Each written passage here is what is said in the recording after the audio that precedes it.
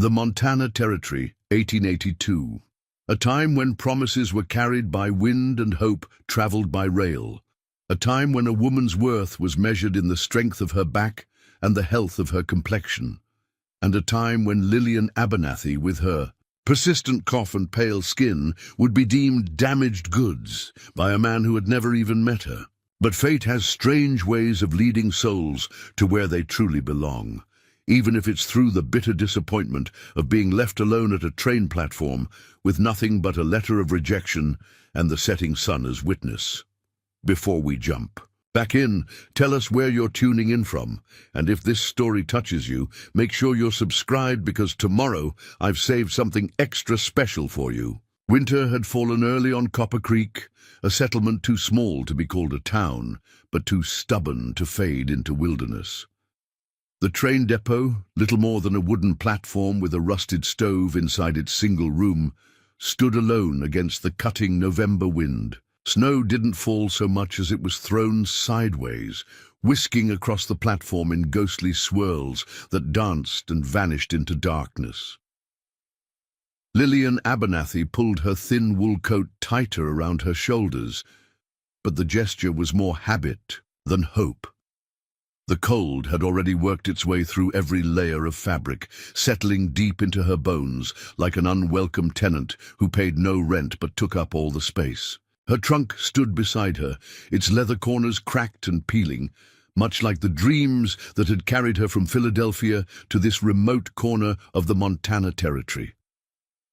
The station master, a gruff man named Hobson, with a face like a dried apple and twice the sourness, gave her another pitying glance through the frosted window. He'd already offered to let her stay until morning, but pride, that most expensive of luxuries, had made Lillian decline. She would not accept charity. Not yet. Not when she still had her dignity, even if it was the only thing warming her now. The letter crinkled in her pocket when she shifted her weight, trying to restore feeling to her feet. She didn't need to read it again. The words had burned themselves into her memory like cattle brands. Miss Abernathy, upon hearing of your condition from mutual acquaintances who witnessed your boarding in Philadelphia, I must rescind my offer of matrimony. My homestead requires a strong wife, not one whose constitution would buckle under Montana winters. I have paid for your return passage to Philadelphia, which you may claim at the station office. Respectfully, Theodore Wright, respectfully, as if rejection could ever wear the cloak of respect, as if a man who had promised to meet her, who had exchanged letters for 8 months, who had claimed to see something of value in her words and thoughts, could respectfully abandon her on the edge of wilderness when he learned she wasn't as robust as he'd hoped. Another coughing spell seized her, and Lillian pressed her handkerchief to her mouth, willing the spasm to pass quickly. When she pulled it away, she was relieved to see no blood, just the usual mucus that had plagued her since childhood. The wasting sickness, her mother had called it, though doctors had given it fancier names over the years. None had been able to cure it. The last train eastbound had departed 2 hours ago. Lillian had watched it pull away, a part of her wanting to board and another part refusing to retreat. She had spent every penny she had to come west. Her seamstress position was gone, her room rented to another. Philadelphia held nothing but memories of a father who had drunk himself to death and a mother who had worked herself into an early grave trying to keep them afloat. Miss? Hobson had emerged from the station, a lantern swinging from his gnarled hand. Last stage to Silver Falls leaves in 10 minutes. Won't be another until Tuesday, if the weather holds. I haven't decided, Lillian replied, her voice steadier than she felt. Ain't much to decide, Hobson said, not unkindly. You can't stay here, and there's no rooms at Jenkins' boarding house. Silver Falls has the Widow Parker's place, clean beds, fair prices. Another cough racked her body, and Hobson took a step back, wariness replacing concern in his eyes. Lillian had seen that look before, the moment when sympathy calcified into fear. I'll take the stage, she said quietly. The stagecoach was little more than a glorified wagon with hard benches and threadbare curtains that did little to keep out the cold. Lillian sat alone, her trunk secured on top, her future as uncertain as the road ahead. The driver, a man of few words and fewer teeth, had merely grunted when she boarded. His disinterest was a mercy. The rocking motion of the coach, as it navigated the rutted road, lulled Lillian into a state between wakefulness and sleep. In this half-dreaming state, her mind wandered back to the letters that had brought her here. Theodore Wright had written of his 160 acres, of the cabin he'd built with his own hands, of the need for a practical wife who could help him tame the wilderness. He hadn't asked for beauty or youth. Lillian, at 32, could claim neither. But for a woman of education and good sense, I have no use for frivolous females, he had written, but a woman who can read, who can manage accounts, who understands that life here is built on work and patience, such a woman would be worth more than gold. Lillian had believed him. She'd sewn a new dress for the journey, packed the books she couldn't bear to leave behind, sold everything else. She'd endured the cramped quarters of third-class train travel, the suspicious glances of fellow passengers when she coughed, the discomfort of sleeping upright for days, all for nothing. The stagecoach lurched violently, jolting Lillian from her reverie. Outside, the wind howled like a wounded animal, and snowflakes pelted the windows with increasing fury.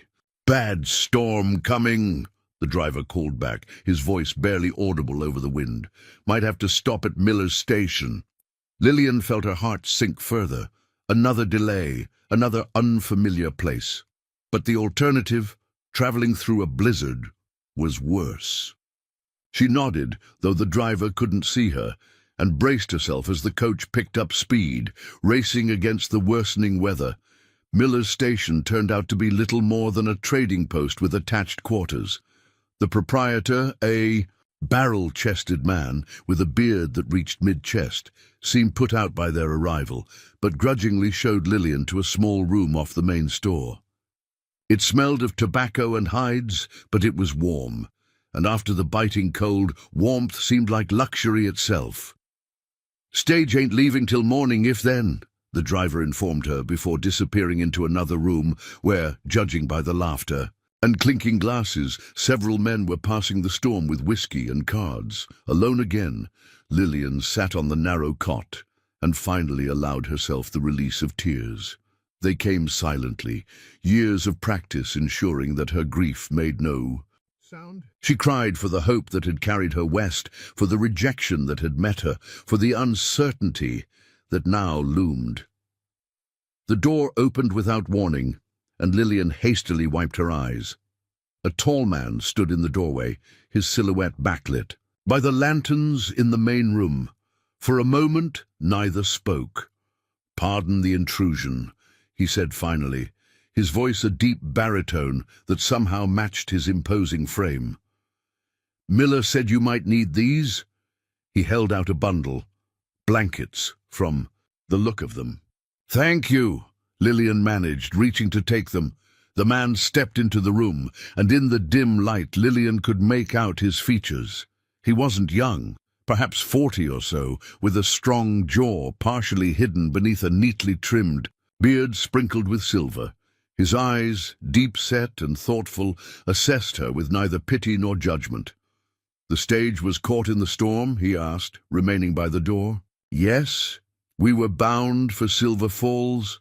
Bad timing. This storm came in faster than anyone expected. As if to punctuate his statement, a violent gust rattled the window, making Lillian jump slightly. The movement triggered another coughing fit, and she turned away, pressing her handkerchief to her mouth again.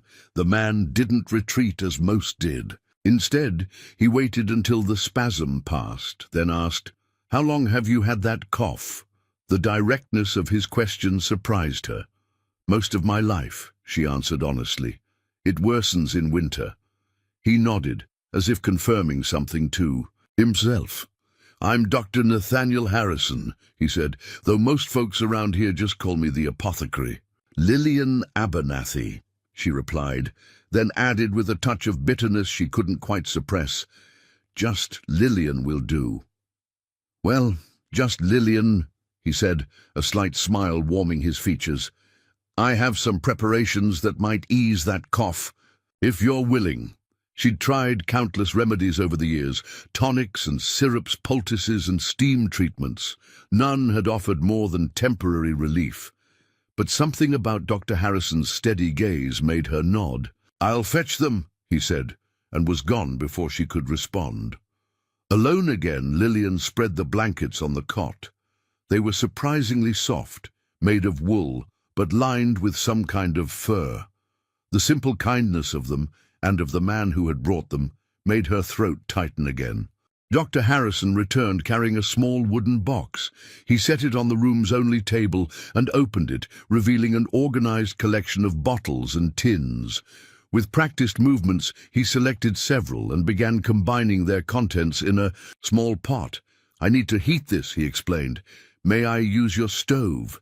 The tiny iron stove in the corner barely deserved the name, but Lillian nodded. As he worked, she studied him more closely. His clothes were of good quality but showed signs of wear, not the garments of a wealthy man, but of one who valued quality over quantity. His hands, large and strong, moved with surprising delicacy as he measured and mixed, preparing and narrating. This story took us a lot of time, so if you are enjoying it, subscribe to our channel. It means a lot to us. Now back to the story. "You're not from around here," he observed without looking up from his work. "No, Philadelphia. That's a long way to travel alone." The unspoken question hung in the air between them. Lillian considered deflection, but found herself too tired for pretense. "I came to marry a man I'd never met," she said flatly. "He changed his mind when he heard I was sickly." Dr. Harrison's hands paused momentarily, then resumed their work. "Theodore Wright," he said, not a question, but a statement. Lillian felt her cheeks flush with embarrassment. "News travels quickly here. Small communities have little else to trade but information," he replied. "And Wright's search for a mail-order bride was no secret. Neither was his decision to cancel the arrangement when he heard you were ill. From mutual acquaintances," Lillian quoted bitterly. "People I never even met who took it upon themselves to inform him I coughed during the journey." Dr. Harrison made a sound that might have been disgusting. "Wright always did prefer his cattle and land to actual people. Probably for the best you didn't end up with him." "Easy for you to say," Lillian retorted, an edge creeping into her voice. "You're not the one stranded with no prospects and dwindling funds." Instead of taking offense, he nodded, accepting the rebuke. "Fair point, though Silver Falls might offer more opportunities than you think." The mixture on the stove had begun to emit a fragrant steam, herbs and something else, something almost sweet. Dr. Harrison poured it carefully into a cup and added a spoonful of honey. "Drink this while it's hot," he instructed, handing it to her. "All of it." Lillian took the cup cautiously. The liquid was amber-colored and smelled of pine and mint, and something else she couldn't identify. "What is it?" "A combination of white, pine bark, wild cherry, hyssop, and a few other things that grow in these mountains," he explained. "Nothing dangerous, I assure you." She took a tentative sip. The taste was strange but not unpleasant, bitter at first, then sweeter as the honey came through. Almost immediately she felt a warming sensation spread through her chest.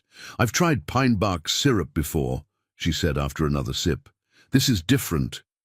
"The proportions matter," Dr. Harrison replied, repacking his box, "as does the freshness of the ingredients. Most commercial preparations lose potency during shipping." Lillian continued drinking, surprised to find the tightness in her chest easing with each swallow. Outside, the storm raged on, but inside this small room, with the warmth of the stove and the unexpected kindness of a stranger, she felt, if not safe, then at least less adrift. "Why are you helping me?" she asked suddenly. Dr. Harrison looked up, seeming genuinely puzzled by the question. "Why wouldn't I? Most people avoid the sick, especially strangers." He closed his box with a soft click.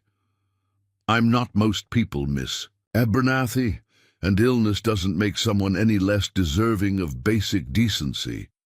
There was something unspoken in his words, some personal history that colored them with conviction. Lillian didn't press. Everyone in this harsh territory carried their own stories, their own scars. "Thank you," she said simply.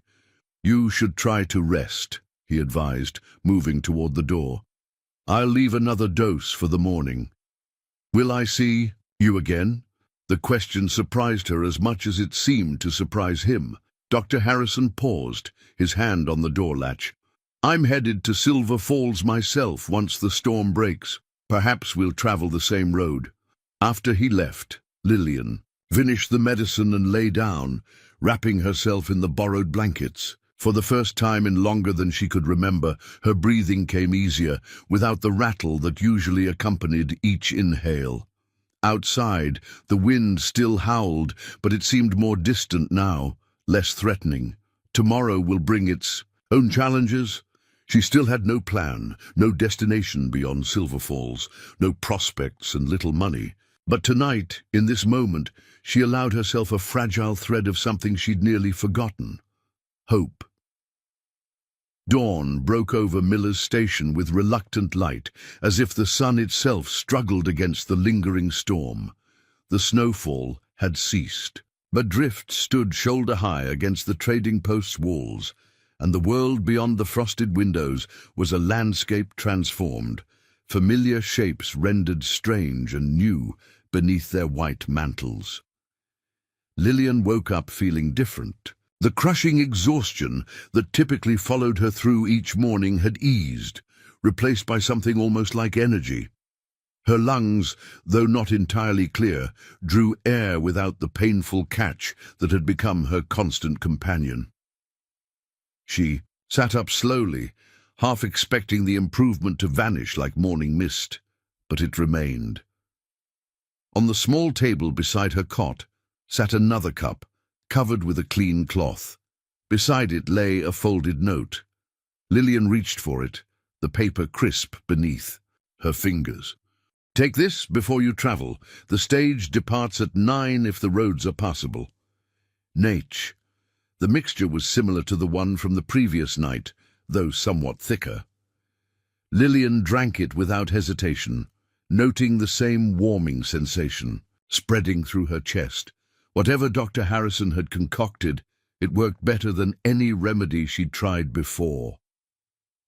The common room of the trading post bustled with activity when Lillian emerged. Several men in heavy coats argued over the best route to clear, while others wolfed down plates of beans and biscuits near the large stone fireplace.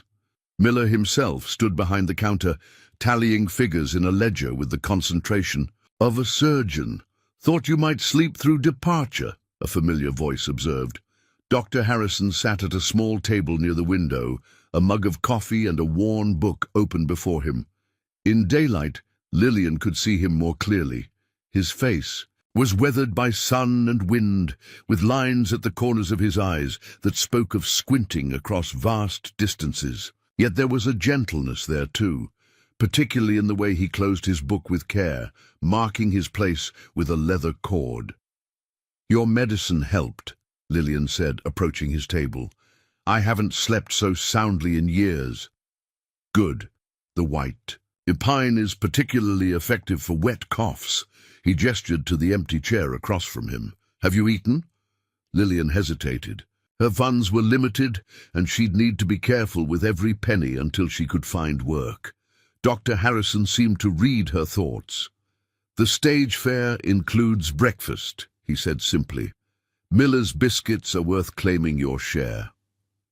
Pride warred with practicality for a moment before hunger tipped the scales. Lillian nodded and took the offered seat.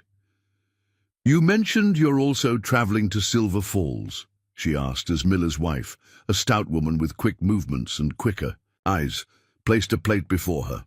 Yes, I make a circuit of the smaller settlements every few months. Silver Falls is my primary residence, but places like Copper Creek and Blackwater Gulch need medical attention too. A traveling doctor, Lillian mused, breaking open a biscuit still steaming from the oven. Apothecary, he corrected with a slight smile. I never completed formal medical training. The war interrupted. He didn't specify which war, but the shadow that briefly crossed his face told Lillian enough. Yet people trust you with their health.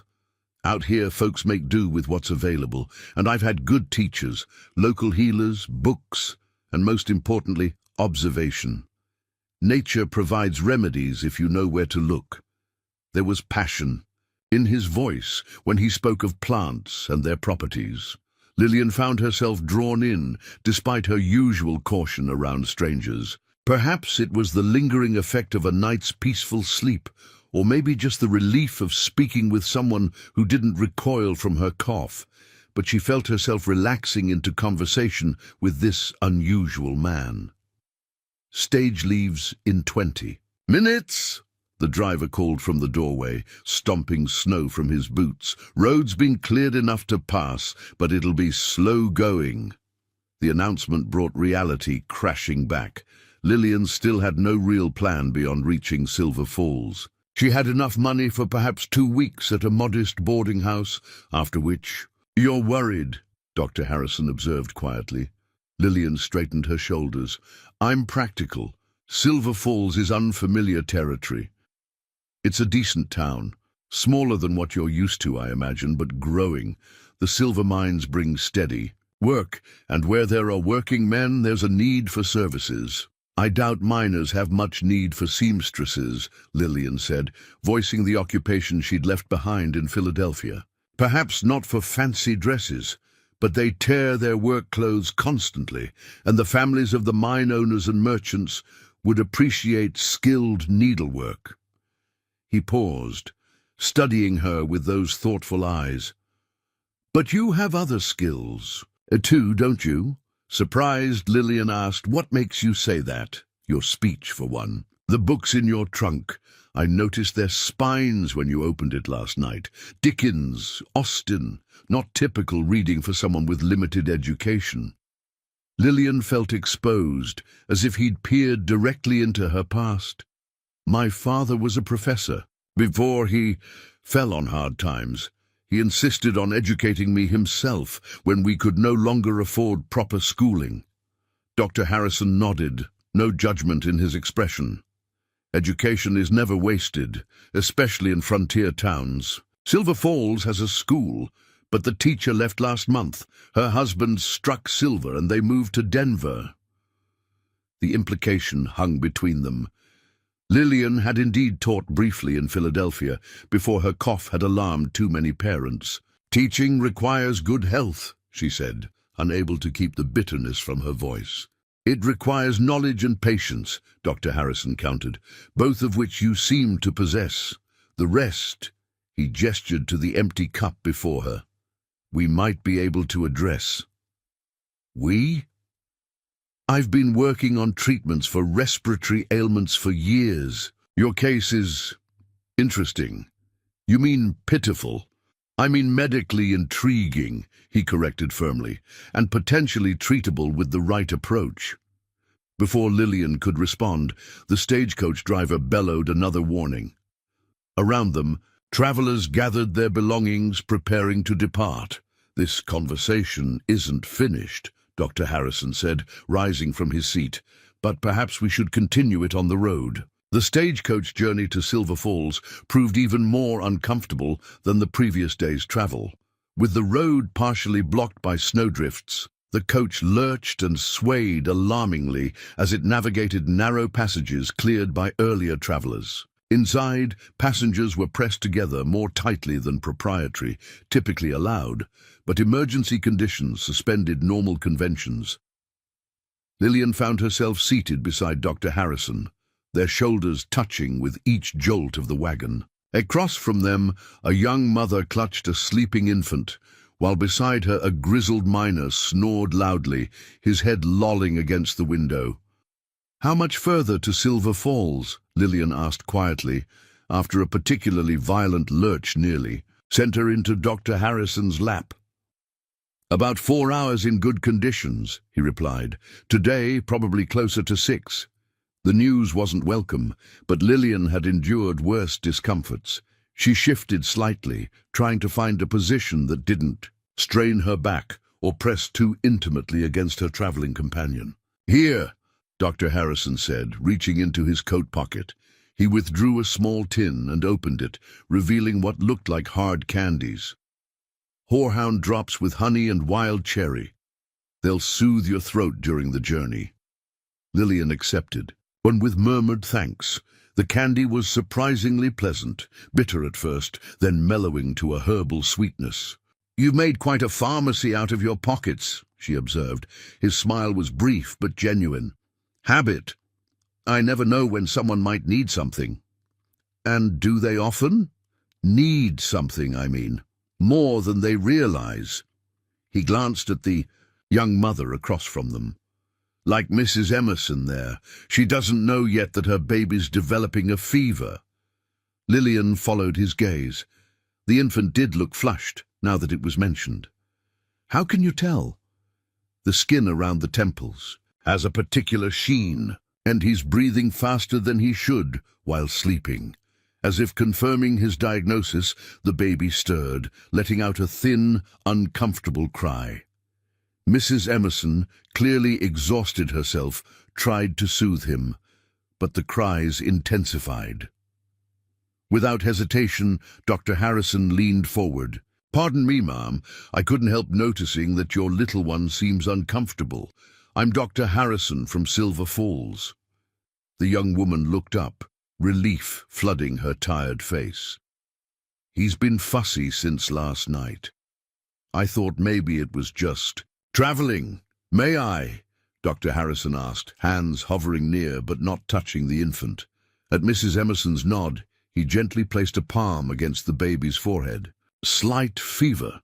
Nothing dangerous yet, but worth addressing before we reach town." He reached into another pocket and withdrew a small bottle. 2 drops in a teaspoon of water every 4 hours.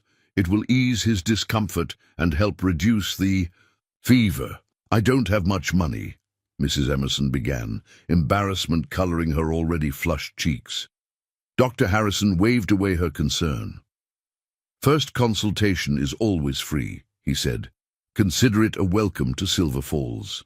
The genuine kindness of the gesture struck Lillian deeply. In Philadelphia, doctors treated the poor with barely concealed disdain, if they treated them at all. Here was a man who carried medicines in his pockets just in case they might be needed, who noticed suffering before it was even voiced. "That was generous," she said quietly, after Mrs. Emerson had administered the drops and the baby had settled.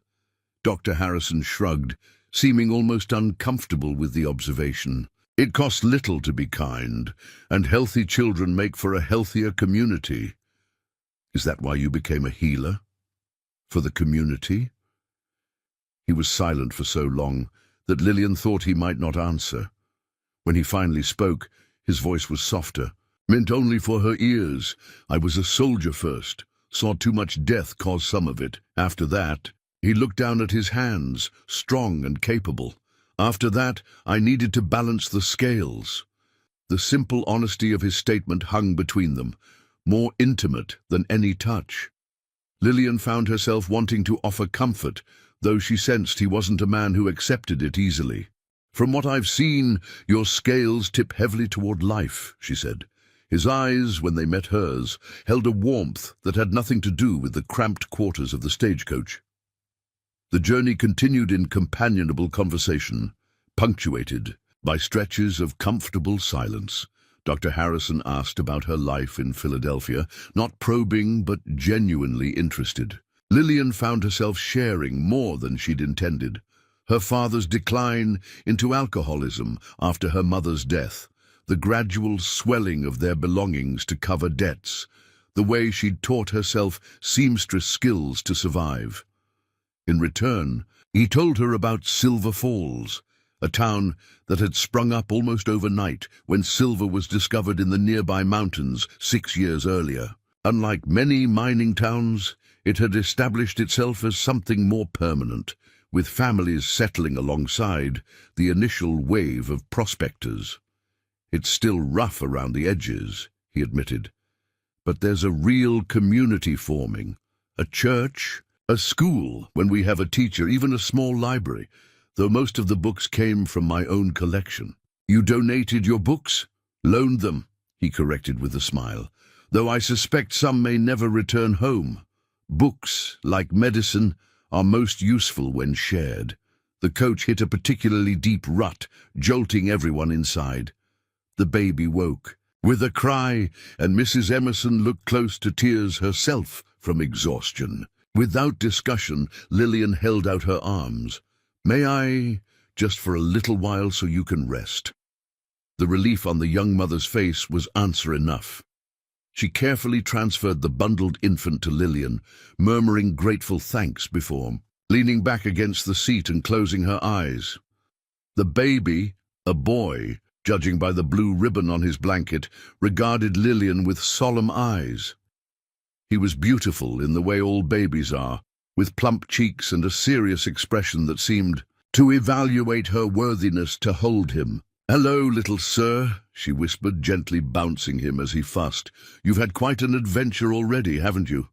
To her surprise, he settled against her, tiny fingers catching a loose strand of her hair. The trust of it, unearned and complete, made her throat tighten with emotion. Dr. Harrison watched the exchange with an unreadable expression. "You're good with him," he observed. "I had younger siblings," Lillian replied, not adding that none had survived past early childhood. Some sorrows were too heavy for casual conversation, even with a man as seemingly understanding as Dr. Harrison. The baby eventually dozed off against her shoulder, his warm weight both foreign and familiar. Lillian found herself relaxing as well, lulled by the rhythm of the coach and the steady presence of the man beside her.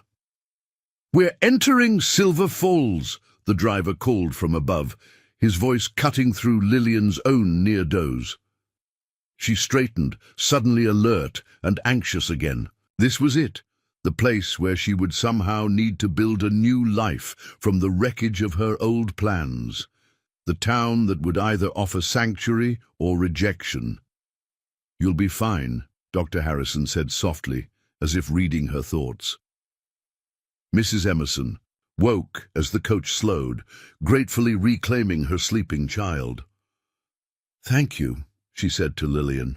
"My husband's meeting us. He came ahead to secure work at the mine. I don't know what I'd have done traveling alone with a sick baby." "That's what communities do," Dr. Harrison said, echoing his earlier sentiment. "Help each other through difficult passages." The stagecoach pulled to a stop with a final lurch and creak of springs. Outside, Lillian could hear voices, the clatter of horses, the sounds of a town very much alive despite the recent storm. "Ready?" Dr. Harrison asked, offering his hand as the door swung open. Lillian hesitated only briefly before accepting it. His grip was steady, warm even through her gloves. "As I'll ever be," she replied, and stepped out into Silver Falls. Main Street stretched before her, lined with buildings both hastily constructed and surprisingly substantial. A hotel with actual glass windows stood proudly at one end, while closer to the stagecoach stop, a row of shops displayed their wares. Behind snow-dusted porches, people hurried along the boardwalks, bundled against the cold, miners in heavy coats, women in practical woolens, children darting between adults with the universal energy of youth. It wasn't Philadelphia, with its cobbled streets and gas lamps. It wasn't even trying to be. Silver Falls existed on its own terms, raw, vital, and unapologetically frontier. "Dr. Harrison," a man called from across the street, waving enthusiastically. "You're back. My Betsy's time is getting close." "Mr. Calloway," Dr. Harrison acknowledged with a nod. I'll stop by this afternoon." Similar greetings came from all directions as people noticed his return. Shopkeepers stepped onto their porches, women paused in their errands. Even the sheriff raised a hand in welcome from the doorway of his office. It was clear that this was a man not merely tolerated in the community, but essential to it, respected, perhaps even beloved. Standing beside him, still holding his arm, Lillian felt both invisible and conspicuous. The curious glances directed their way made her acutely aware of her travel-worn appearance and her position as a stranger. "Everyone knows you," she murmured. "In communities this size, everyone knows everyone," he replied. "Which means you won't be a stranger for long." Whether that was a promise or a warning remained to be seen. The Widow Parker's boarding house stood 3 streets back from Silver Falls' main thoroughfare, a 2-story structure of sturdy pine with green shutters and a wide porch swept clean of snow. Smoke curled from twin chimneys, promising warmth within, and lace curtains hung in the windows, a touch of gentility in a frontier town that had little use for pretension. "Best lodging in town for a respectable woman," Dr. Harrison explained, as he helped the stagecoach driver unload Lillian's trunk. "Mrs. Parker keeps a tight ship, but she's fair-minded, and her cooking is unmatched in the territory." As if summoned by the mention of her name, the front door swung open, revealing a woman who defied Lillian's expectations. Rather than the stern-faced matron she had imagined, Widow Parker was a handsome woman of perhaps 50, with auburn hair barely touched by grey and laugh lines carved deep around bright eyes. She wore a practical dress of dark blue wool, its sleeves rolled to the elbows, and a white apron dusted with flour. "Nathaniel Harrison," she called, wiping her hands. "About time you returned. Half the town's been asking when you'd be back." "Eleanor," he greeted her with genuine warmth. "I see you've been busy with your famous sourdough. Apple pies today, actually." Her gaze shifted to Lillian, sharp but not unkind. "And who's this?" "Miss Lillian Abernathy, recently arrived from Philadelphia. She's in need of lodging." Widow Parker, Eleanor, assessed Lillian with the practiced eye of someone who had seen many travelers come and go. "Philadelphia's a long way," she observed. "What brings you to our little corner of nowhere, Miss Abernathy?" The question, though expected, still made Lillian's cheeks warm with embarrassment. How to explain that she had traveled across the country to marry a stranger, only to be rejected sight unseen? Dr. Harrison intervened smoothly. "Miss Abernathy is considering teaching positions. Silver Falls might benefit from her experience, given Mrs. Whitaker's departure." It wasn't exactly a lie, though it sidestepped the more humiliating truth.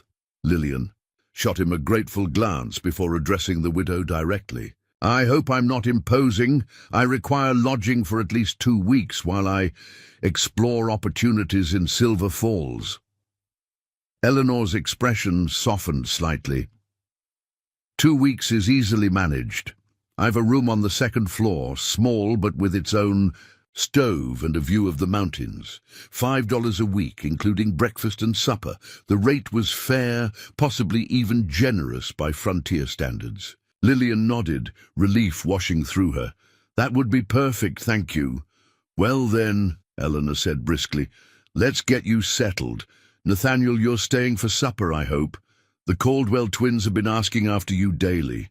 "Something about a promised chess lesson," Dr. Harrison smiled, the expression transforming his serious face. "I wouldn't miss it.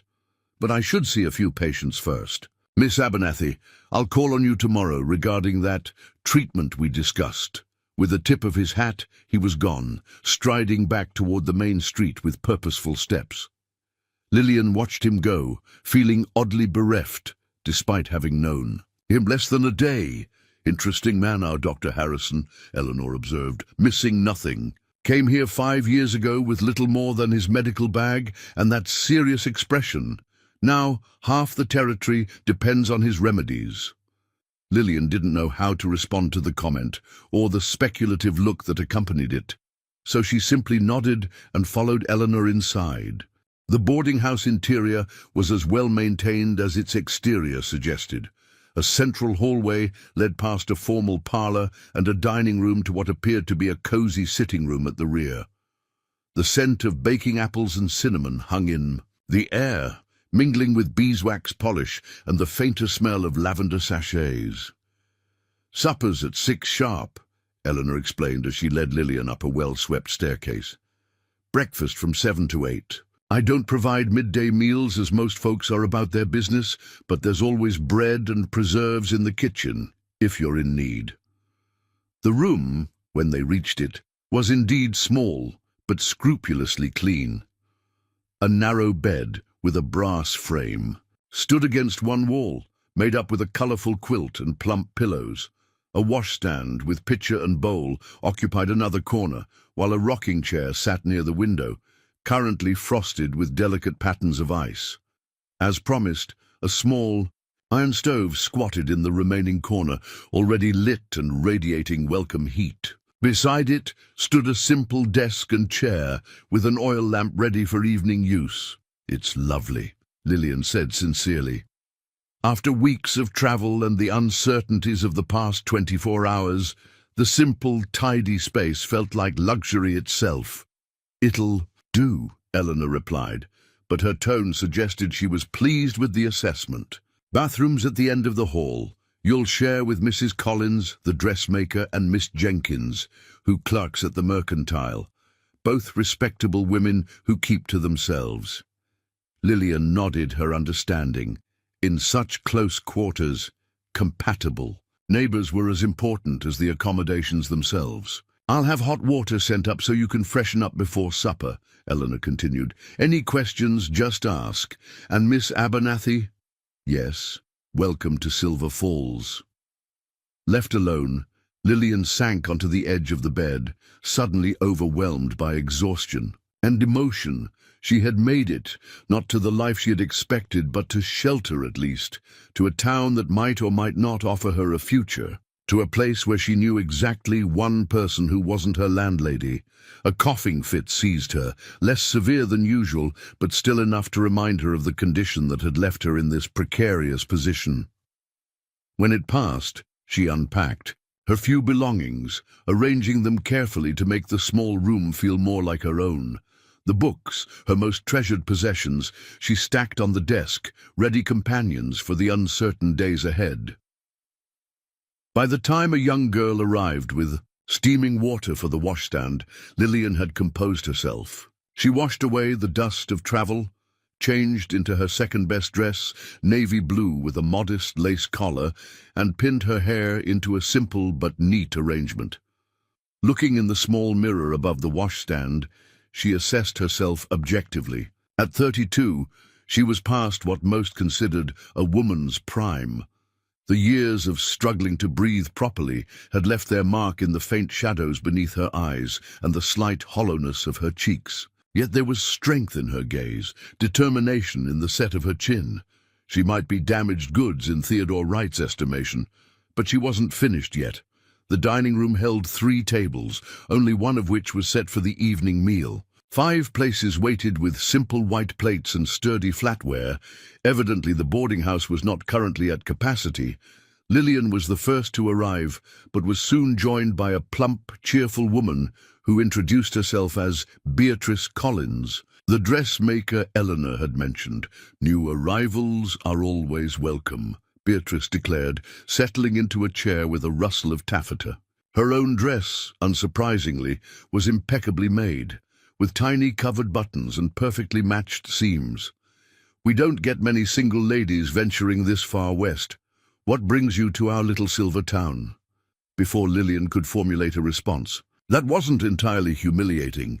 Eleanor entered with a tureen of fragrant stew, followed by a slender young woman who must be Miss Jenkins from the Mercantile. "Now, Beatrice," Eleanor chided gently, "let the poor woman catch her breath before the interrogation begins.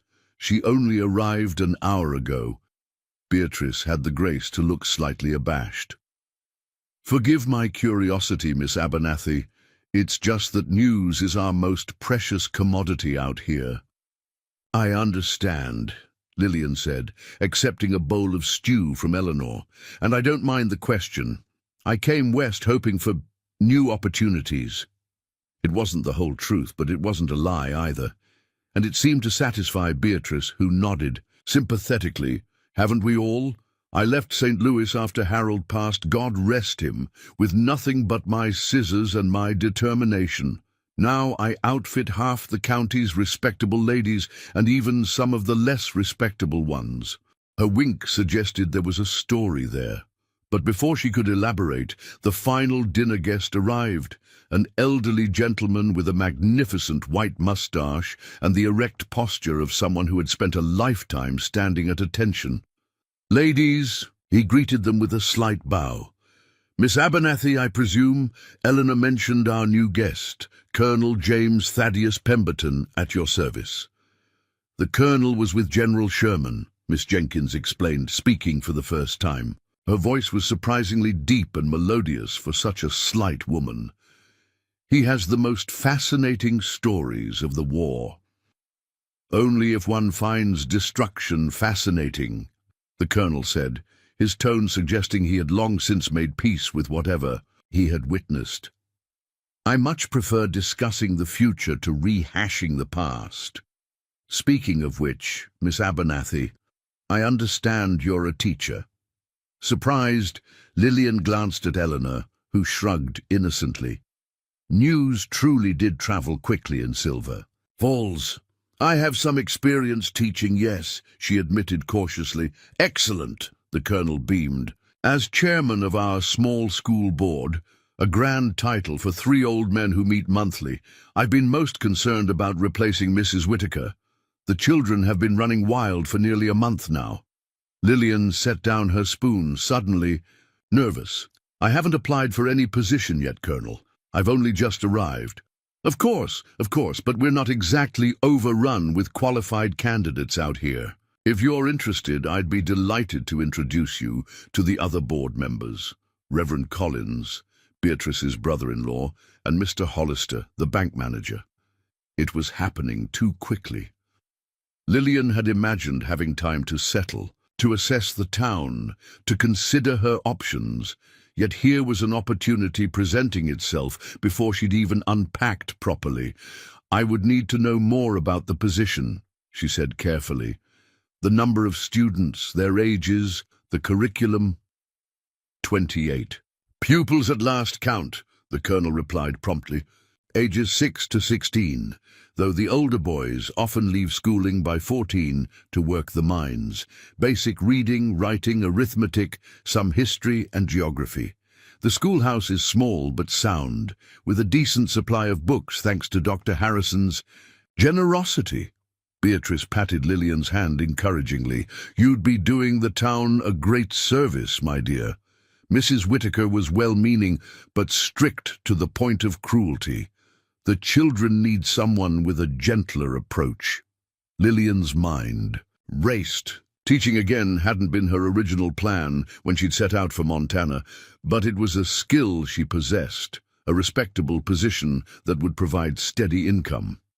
My health is somewhat delicate, she said hesitantly, feeling she should be honest about the very issue that had derailed her previous plans. To her surprise, this admission was met with shrugs rather than concern. Half the town coughs through winter, Eleanor said pragmatically. It's the dry air and the mine dust. No one expects perfection out here, just commitment. And Dr. Harrison is working wonders with respiratory ailments, Beatrice added. Just ask Mr. Peterson from the assay office. Couldn't walk 10 steps without wheezing last year. Now he's dancing at every social. The mention of Dr. Harrison sent an unexpected warmth through Lillian's chest that had nothing to do with her condition. His promise to help her, made so casually, yet with such conviction, seemed less like frontier optimism and more like genuine possibility in light of these testimonials. I would be happy to meet with the school board, she said finally, though I can't promise anything until I understand the position better. The colonel looked delighted. Wonderful. We'll convene tomorrow afternoon at the church. 2 o'clock. Suit you?" Before Lillian could respond, a commotion from the front of the house interrupted the conversation. The sound of the door opening was followed by urgent voices and heavy footsteps. Eleanor rose immediately, but before she could reach the dining room door, it swung open to reveal Dr. Harrison, his coat dusted with snow, his expression grave. "Pardon the intrusion," he said, nodding to the assembled diners. "There's been an accident at the Blackwater mine. Cave-in. 3 men were injured, 1 critically." The easy atmosphere of the dinner table evaporated instantly. The colonel stood, suddenly every inch the military commander. "What's needed, doctor?" Men to help transport the injured, clean bandages and hot water. His gaze found Lillian, and anyone with nursing experience if possible. Without hesitation, Lillian rose from her seat. "I assisted at a charity hospital in Philadelphia," she said. It had been brief work, cut short by her coughing fits, but she had learned the basics of wound cleaning and bandaging. Dr. Harrison nodded, neither questioning her competence nor expressing surprise at her immediate offer. "Thank you. Miss Jenkins, could you open the mercantile? We'll need lanterns, blankets, perhaps ether, if Mr. Gardner keeps any in stock." The slender clerk was already on her feet. "Of course. I have the keys." The next hour passed in a flurry of activity. Eleanor transformed her kitchen into a staging area, boiling water, tearing sheets into bandages, assembling supplies. Beatrice took charge of preparing the parlor, pushing furniture aside to create space for pallets where the injured could be treated. The colonel departed with Dr. Harrison to help organize the rescue effort.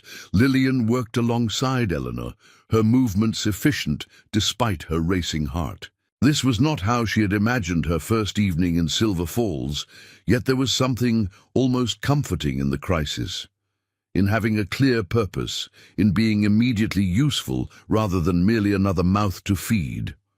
"You're handling this well," Eleanor observed as they rolled bandages together. "Some newcomers fall apart at the first sign of frontier hardship." "I'm familiar with crises," Lillian replied, not elaborating on the many times she had managed her father's drunken collapses or stretches when money was so scarce that each meal became a careful calculation. Eleanor seemed to understand, without explanation. "It shows you have steady hands."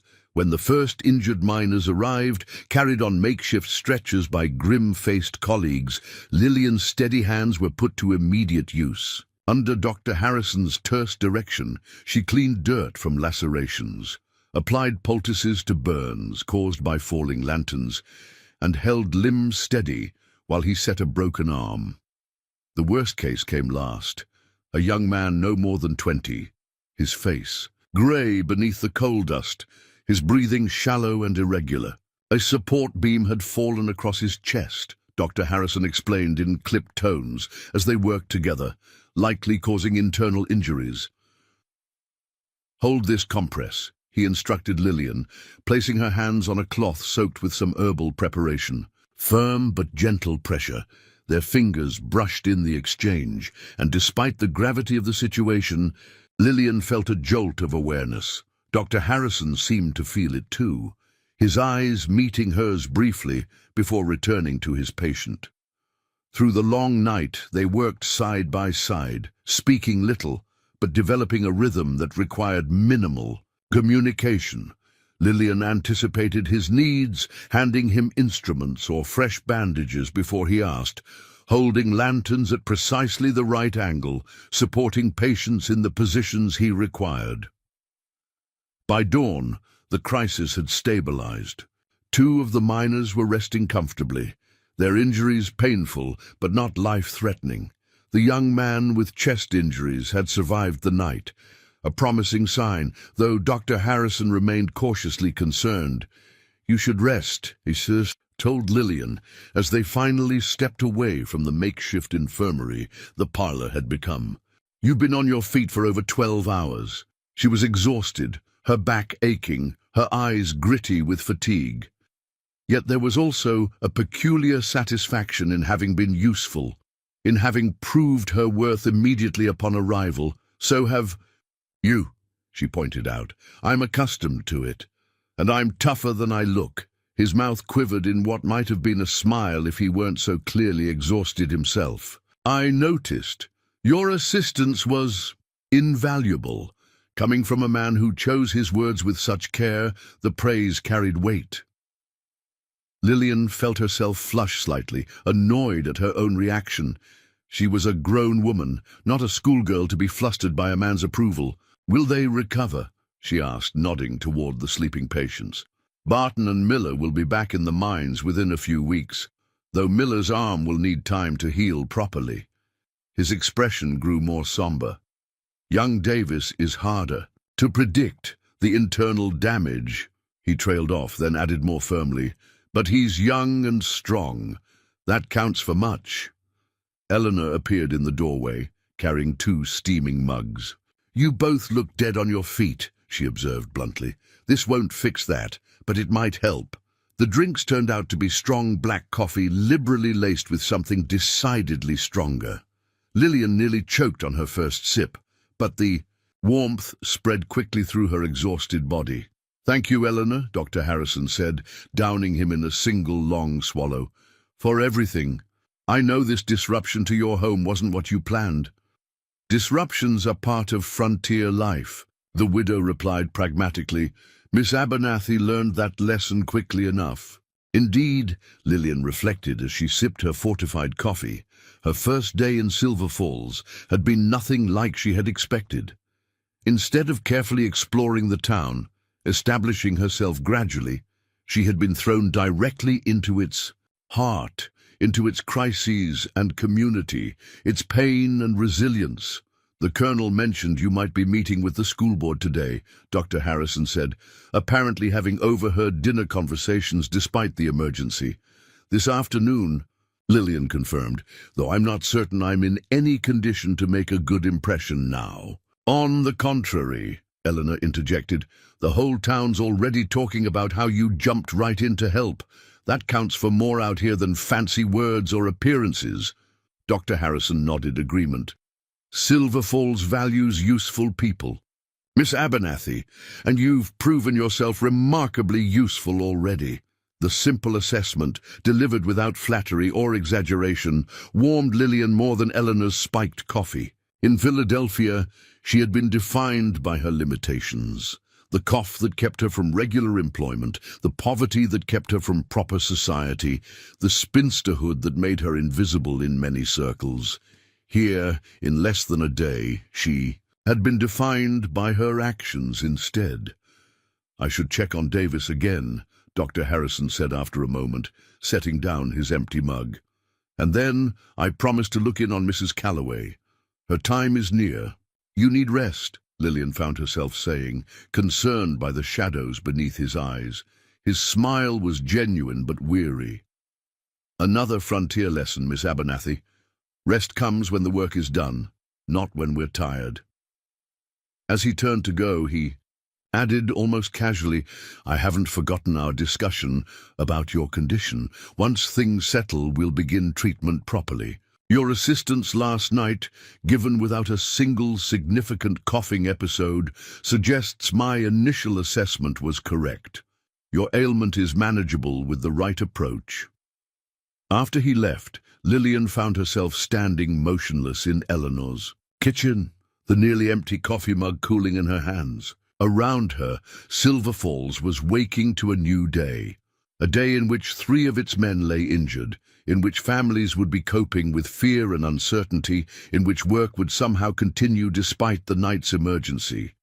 And yet, amidst all that uncertainty, Dr. Harrison had still made time to offer her hope for her own condition. It was a small thing, perhaps, given the larger crises at hand, but to Lillian, who had lived so long with the limitations of her health, it felt enormous.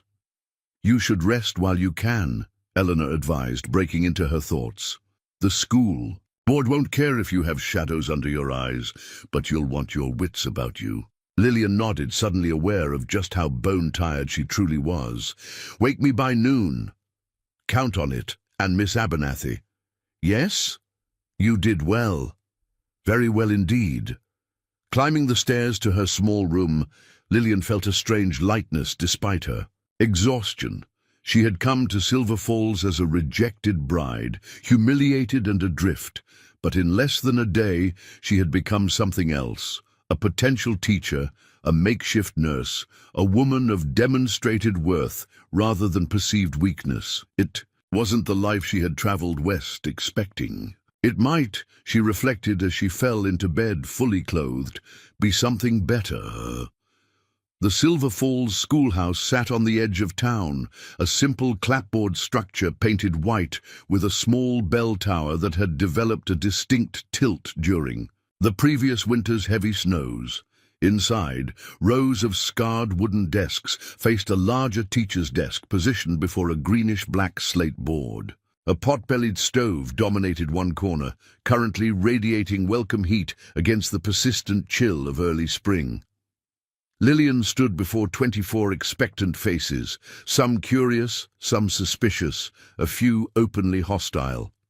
It was her third week of teaching, and while most of the children had accepted her authority, a small faction led by 16-year-old Samuel Hollister, son of the bank manager and school board member, continued to test her at every opportunity. "Miss Abernathy," Samuel drawled from his seat at the back, intentionally sprawled across a desk built for someone much smaller.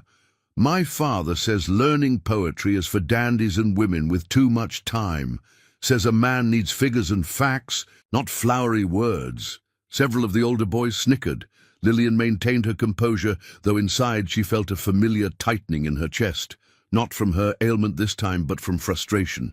"Your father is entitled to his opinion, Samuel," she said evenly, "just as Mr. Tennyson is entitled to his place in our curriculum. Now can anyone tell me the next line after 'to strive, to seek, to find'?" A small hand shot up in the front row. Abigail Jensen, the blacksmith's daughter, practically vibrated with eagerness. "Yes, Abigail." "And not to yield," the girl proclaimed triumphantly. "Excellent. And what do you think Ulysses means by that?" Before Abigail could respond, Samuel made a loud, theatrical snorting sound. "Means nothing at all. Just words to fill space on a page." Lillian turned to face him directly, her patience fraying. "Words are never just anything, Mr. Hollister. They build worlds, record history, inspire action. If you find Tennyson's particular words meaningless, perhaps you'd prefer to share that opinion in an essay, 3 pages on why practical knowledge supersedes literary understanding, due tomorrow." Samuel's face flushed with angry embarrassment as several of his classmates failed to suppress their amusement. He opened his mouth to retort, but Lillian had already turned back to the younger students. "Abigail, you were about to share your thoughts?" The rest of the morning passed without major incident, though Lillian could feel Samuel's resentful glare boring into her back as she wrote fractions on the board for the middle group.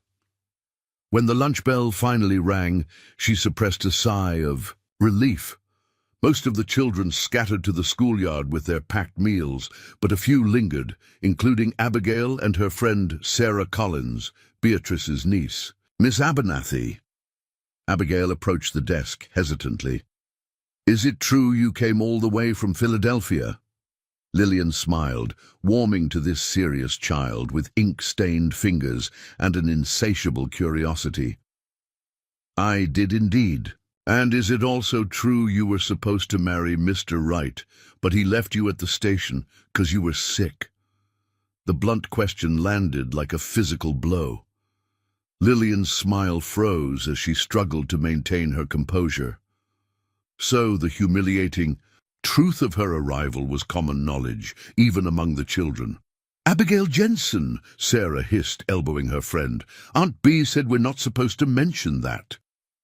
"But I just wanted to know if—" "Girls," Lillian interrupted, finding her voice, "some matters are private, even if they're discussed publicly. Now, shouldn't you be enjoying your lunch hour?" Looking appropriately chastened, the girls hurried outside, leaving Lillian alone with the sudden weight of public knowledge. She had known, of course, that gossip traveled swiftly in small communities, but having her personal humiliation casually referenced by a 10-year-old was still jarring. She was still composing herself when a knock at the schoolhouse door drew her attention. Dr. Harrison stood in the doorway, holding a small wooden crate and wearing an expression somewhere between apologetic and concerned. "I thought you might have time for your treatment," he said, stepping inside, "but I can return later if this is inconvenient." Over the past 3 weeks, he had developed a tincture specifically for Lillian's respiratory condition. A combination of local herbs, honey, and other elements he declined to name precisely. "A physician's prerogative," he'd said with one of his rare smiles. The results had been remarkable. Her coughing fits had decreased in both frequency and severity, and the persistent tightness in her chest had eased considerably. "No, now is perfect," she assured him, genuinely glad for his company after the unsettling exchange with the girls. "The children are at lunch." He set the crate on her desk and began unpacking glass bottles and a measuring cup. "How are you feeling? Any tightness this morning?" "Some, but not significant." She watched as he carefully measured liquids from 3 different bottles. "The treatment is working better than I dared hope." "The body wants to heal," he replied, stirring the mixture with a glass rod. "Sometimes it just needs the right assistance." He handed her the cup and Lillian drank without hesitation. The taste had become familiar, bitter initially, then mellowing to something almost pleasant, with hints of pine and honey and a warming sensation that spread through her chest. "I heard about your confrontation with young Hollister," Dr. Harrison said casually as he repacked his supplies. "Word travels." "Evidently," Lillian said with more edge than she intended, "as does every detail of my personal history, it seems." He looked up, reading her expression correctly. "Ah, someone mentioned the circumstances of your arrival. Abigail Jensen, 10 years old and apparently fully informed about my rejection." Dr. Harrison sighed, closing the crate. "I'm sorry, Lillian. Small towns can be cruel that way, not intentionally, perhaps, but through the casual spreading of stories that aren't theirs to tell." It was the first time he had used her first name, she realized. Somehow, in this moment of mortification, the simple intimacy of it offered unexpected comfort. "It shouldn't matter," she said, rubbing her temples where a headache threatened. "It's been nearly a month. I have position, lodging, and respect from most of the community, yet hearing it from a child made it fresh again," he finished for her. "That's natural. But for what it's worth, Theodore Wright's rejection reflects far more poorly on him than on you in the town's estimation, particularly now that they've seen what you bring to the community." Lillian wasn't entirely convinced, but she appreciated the sentiment. In the weeks since her arrival, she had indeed established herself beyond being merely the rejected bride. Her work during the mine emergency had earned her respect from several key families. Her teaching, while controversial to some of the more traditional elements, had impressed many parents with its thoroughness and creativity.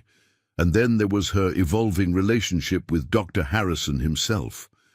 They were colleagues of a sort. Now, he had enlisted her help in preparing some of his remedies, valuing her precise measurements and careful attention to detail. Their conversations had deepened from polite exchanges to genuine discussions about books, medicine, education, and the future of frontier communities like Silver Falls. Yet there remained a careful distance between them, a professional boundary. Neither had attempted to cross, despite moments of connection that hinted at deeper possibilities. "Samuel Hollister presents a more immediate challenge," Dr. Harrison observed, returning to their earlier topic. "His father is influential and not particularly progressive in his views on education." "Or on female authority," Lillian added dryly. "Mr. Hollister made that quite clear during my interview with the school board. Only the Colonel's support secured me the position. Hollister will come around, or he won't. Either way, you have allies here now." There was something in his tone, a certainty, a solidity that steadied her.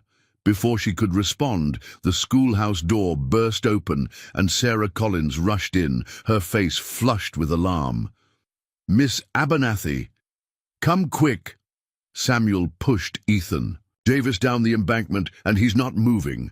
Lillian and Dr. Harrison exchanged one swift glance before rushing out after the girl. Behind the schoolhouse, a steep slope led down to a partially frozen creek. A group of children had gathered at its edge, looking down to where a small figure lay, crumpled on the icy bank below. "Everyone back," Dr. Harrison commanded, his voice cutting through the children's frightened chatter. "Sarah, run to the mercantile. Tell Mr. Jenkins we need rope and blankets immediately."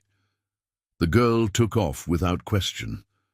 Dr. Harrison was already making his way carefully down the slope, using small trees and rocks as handholds. Lillian turned to the remaining children. "Taking quick inventory, where is Samuel Hollister?" she demanded, not seeing the boy among the gathered students. "Ran off," one of the younger boys volunteered, "after Ethan fell." "What exactly happened?" Lillian asked, keeping her voice calm despite her racing heart. Several children spoke at once, but the story emerged clearly enough. Samuel had been taunting Ethan, a quiet 12-year-old whose father was the miner most seriously injured in the cave-in. When Ethan had tried to walk away, Samuel had shoved him perhaps harder than intended. The boy had lost his balance and tumbled down the embankment, striking his head on a rock near the bottom. Dr. Harrison had reached Ethan now. Even from the top of the slope, Lillian could see the grave concentration on his face as he examined. "The unconscious boy, is he—" A small voice quavered beside her. Abigail stood there, eyes wide with fear. "Dr. Harrison is with him now," Lillian said, putting a reassuring arm around the girl's shoulders. "He's the best physician in the territory." It wasn't mere comfort. She believed it absolutely.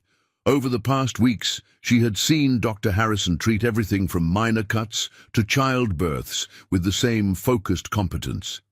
If anyone could help, Ethan, now it was he. Sarah returned with Mr. Jenkins himself, carrying rope and blankets. 2 miners who had been drinking coffee at the mercantile followed, offering their help. Within minutes, they had created a makeshift rescue system, carefully raising the injured boy on a stretcher fashioned from blankets and branches. Ethan's face was ghostly pale, a stark contrast to the blood matting his light brown hair.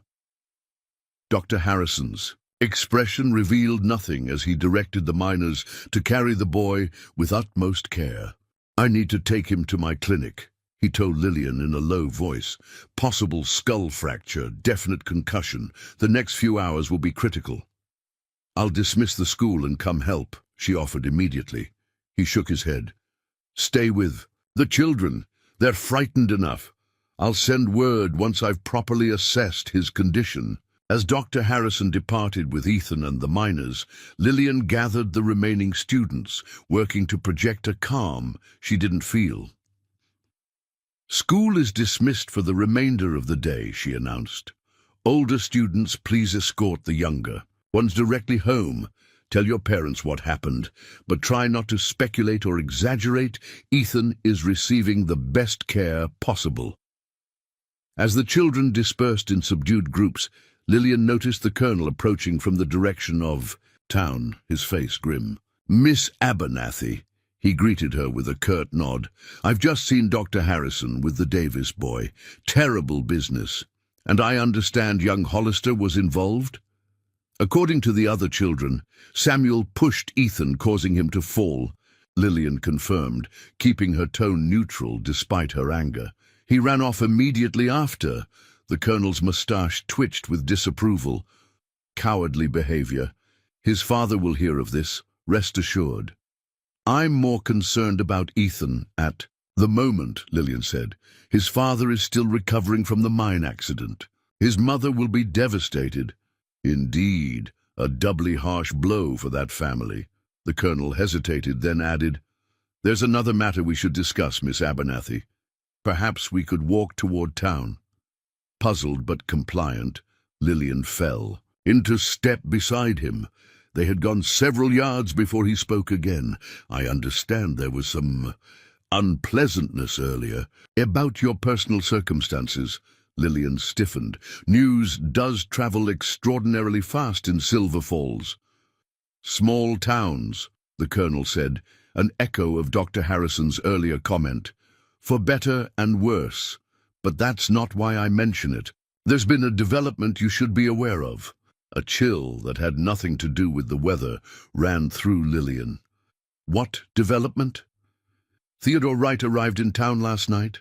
Apparently, he's reconsidered his position regarding your arrangement." The words struck Lillian like physical blows. Theodore Wright. Here?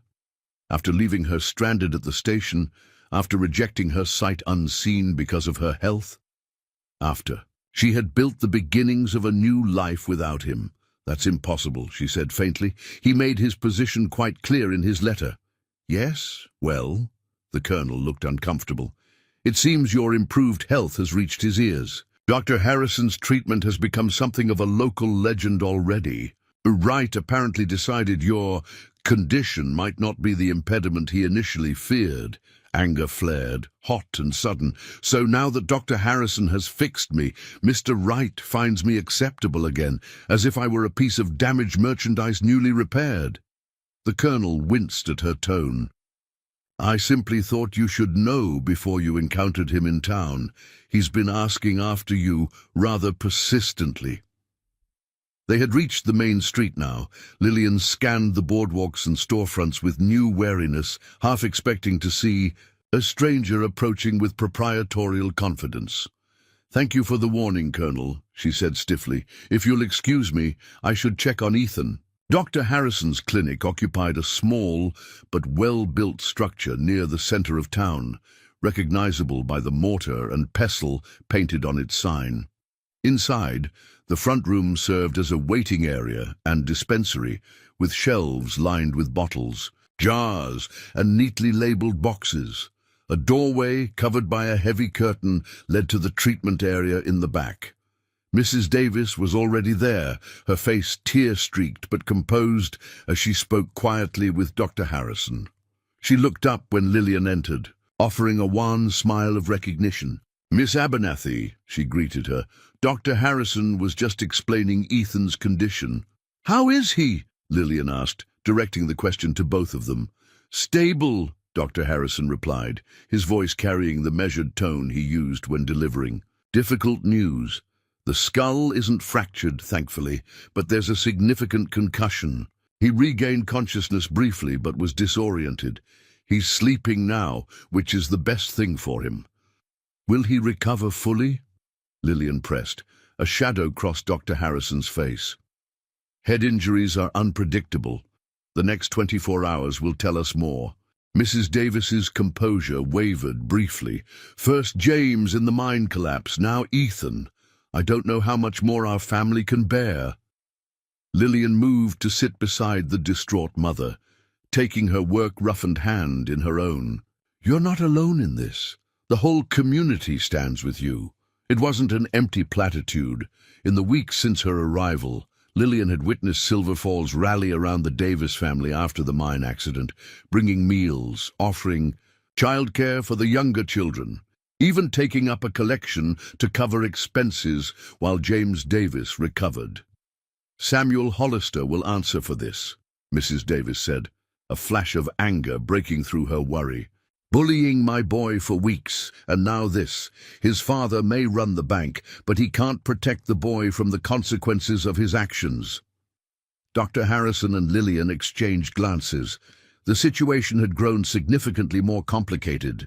Samuel's actions had moved beyond schoolyard mischief to something potentially deadly, and his victim was the son of a family already suffering from another tragedy. The political dynamics, with Samuel's father on the school board and one of the town's most powerful men, added yet another layer of complexity. One crisis at a time, Dr. Harrison said gently. Let's focus on getting Ethan well first. Justice can follow recovery. Mrs. Davis nodded, visibly gathering herself. May I sit with him? Of course. Right through there. Call immediately if he wakes or if anything changes. After Mrs. Davis disappeared behind the curtain, Dr. Harrison turned to Lillian, his expression grave.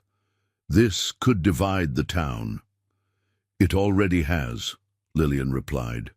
And there's another complication. Briefly, she relayed what the colonel had told her about Theodore Wright's arrival. Dr. Harrison's reaction surprised her. Rather than the professional neutrality she'd expected, his face darkened with what looked remarkably like anger. The man, as timing, I'll grant him that, he said, his voice unusually terse, though not much else to recommend him. You know him? Everyone knows everyone, remember? Wright's reputation precedes him, hard worker but harder personality, treats his livestock better than people, from what I've observed. And now he wants to reclaim his mail-order bride, Lillian said bitterly. Now that she's been repaired. Through your medical expertise, Dr. Harrison stepped closer, his eyes intent on hers. You're not obligated to him, Lillian. Whatever arrangement you had, he broke it when he rejected you. You've built something here, on your own terms. The intensity in his voice stirred something in her, something she'd been carefully avoiding acknowledging during their weeks of growing friendship. There was more than professional concern in his words. She was certain of it, before she could respond. The clinic door opened, admitting a gust of cold air and a tall, broad-shouldered man Lillian had never seen before. He removed his hat, revealing close-cropped sandy hair and a face that might have been handsome if not for the hard set of its features. Dr. Harrison, the stranger nodded curtly. I was told I might find Miss Abernathy here. There was no need for introductions. Lillian knew instantly who stood before her, the man whose letter had shattered her hopes and sent her life in an entirely new direction. Theodore Wright in the flesh, neither as monstrous nor as impressive as her imagination, had painted him. Mr. Wright, she acknowledged, straightening her spine and lifting her chin slightly. Miss Abernathy. His eyes assessed her with unsettling directness. You're looking well, better than reports suggested you would. Thanks to Dr. Harrison's treatment, she replied coolly. Wright barely glanced at the physician. Convenient. We have matters to discuss, Miss Abernathy, privately. Any matters between us were concluded by your letter, Mr. Wright, quite definitively, as I recall. A muscle twitches in Wright's jaw. Circumstances have changed. I've reconsidered our arrangement. How fortunate for you that you believe arrangements can be reconsidered at will, Lillian said, her voice deceptively calm despite the anger coursing through her. I, however, have moved forward with my life. As a schoolteacher, there was dismissiveness in his tone that set her teeth on edge. That was never the plan. No, the plan was for me to be your wife, until you decided I was too sickly for the position. Plans change, Mr. Wright. People adapt. Dr. Harrison had remained silent during this exchange, but his presence behind Lillian felt like a bulwark, solid, supportive, unwavering. Wright's expression hardened further. I've paid for your passage west. I've prepared a home. I've waited for a bride. And rejected her, Lillian interrupted, finding strength in her indignation. You rejected me, Mr. Wright, based on hearsay about my health. You didn't even have the courtesy to meet me in person. Instead, you left me stranded at a remote station as night fell, with nothing but a letter and the return fare to a life I'd already left behind. Her voice had risen slightly, and she forced herself to take a deep breath, conscious of the treatment. A room where Ethan and his mother were just beyond the curtain. I understand you were disappointed, Wright said, his tone suggesting he was making a great concession. But I had to consider practical matters. A frontier wife needs stamina. When I heard your cough was severe, You made a judgment without bothering to learn the facts, Dr. Harrison interjected, speaking for the first time since Wright's arrival. Miss Abernathy's condition was, and is, treatable. More importantly, she's proven herself more than capable of frontier life, even before treatment improved her symptoms. Wright turned to him with barely concealed hostility. This is between Miss Abernathy and myself, Doctor. Our arrangement predates her acquaintance with you. An arrangement you terminated, Lillian reminded him firmly. I am no longer bound by its terms, nor interested in renewing them. For a moment, Wright looked genuinely surprised, as if the possibility of her refusal had never occurred to him. Then his expression settled into something harder, more calculating. You've signed a teaching contract, I understand. For how long? The abrupt change of topic caught Lillian off guard. Until the end of the school year. Why? And the school board can terminate that contract at any time with cause. Interesting. He replaced his hat with deliberate movements. We'll speak again, Miss Abernathy, when you've had time to consider your position more pragmatically. The implicit threat hung in the air as he turned and left, the door closing firmly behind him. Snow fell again that night, unseasonably late but not unprecedented in the Montana high country. By morning, Silver Falls lay beneath 4 inches of fresh powder, the streets transformed into pristine white paths until the first wagons and foot traffic carved dark trails through the brightness. Lillian stood at her classroom window, watching the early light transform snowflakes into brief, brilliant sparks before they joined their fellows on the sill. Behind her, the schoolroom stood empty, the desks arranged in precise rows, the slateboard wiped clean. No students would fill those seats today. School had been cancelled in the wake of Ethan Davis's injury. The accident, Theodore Wright's reappearance, and the implications of both had kept Lillian awake most of the night. By dawn, she had abandoned any pretense of sleep and dressed for the day, arriving at the schoolhouse before the sun had fully crested the eastern mountains. Here, in the quiet sanctuary of her classroom, she hoped to find clarity, some path forward through the complications that had suddenly entangled her carefully constructed new life. The door creaked open behind her.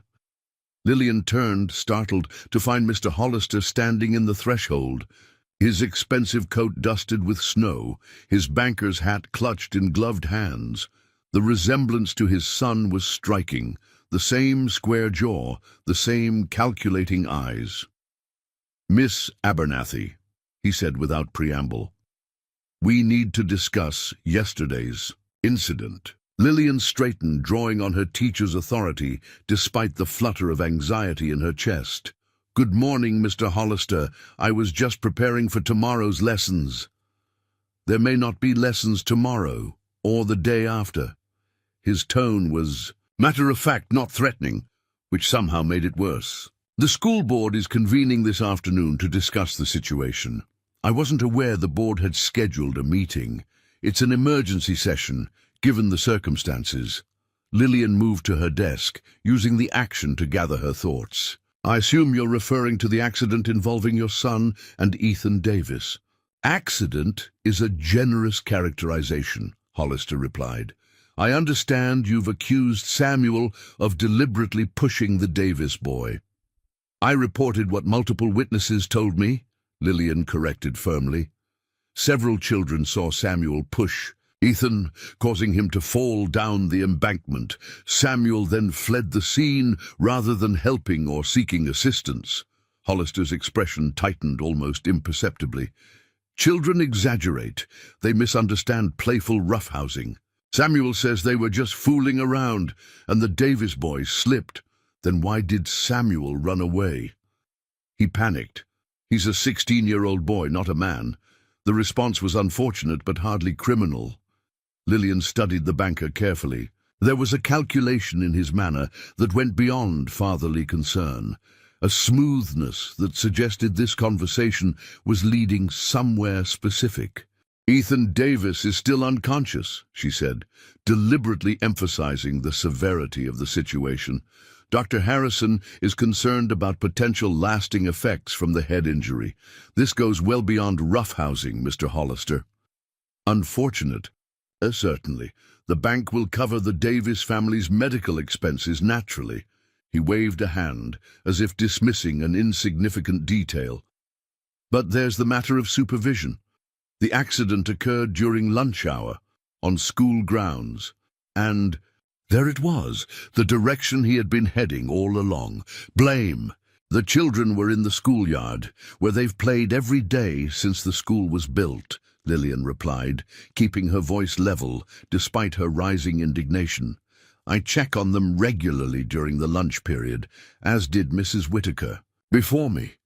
But you weren't there when it happened." "I was inside, meeting with Dr. Harrison regarding my medical treatment. The accident occurred at the far edge of the schoolyard, near the creek, an area students have been repeatedly instructed to avoid." Hollister stepped further into the room, his posture subtly intimidating as he approached her desk.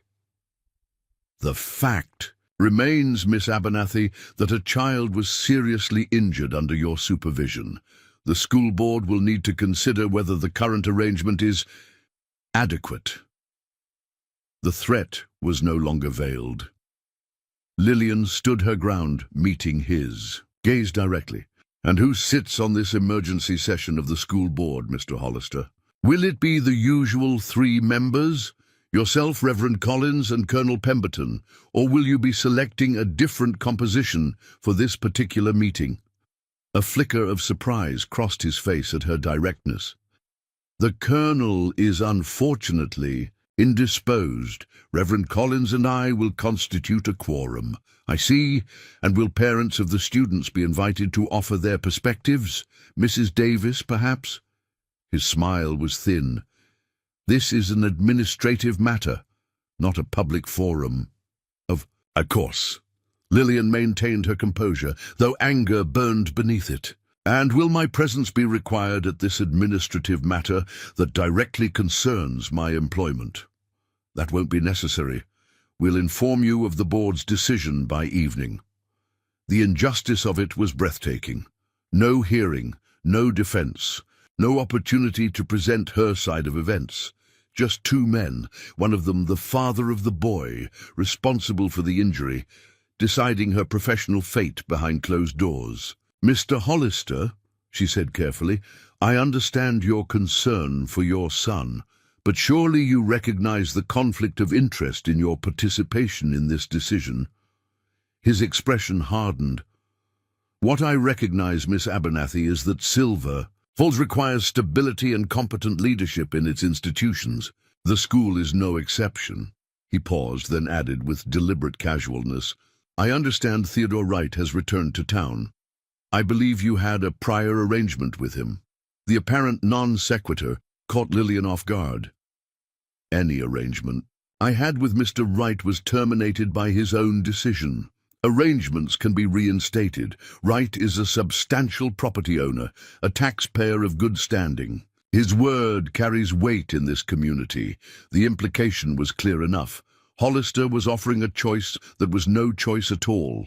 Return to Theodore Wright and the original plan that had brought her west, or face dismissal from her teaching. "A position. I appreciate your concern for my future, Mr. Hollister," Lillian said, unable to keep the edge from her voice. "But my personal affairs are not relevant to my professional capabilities.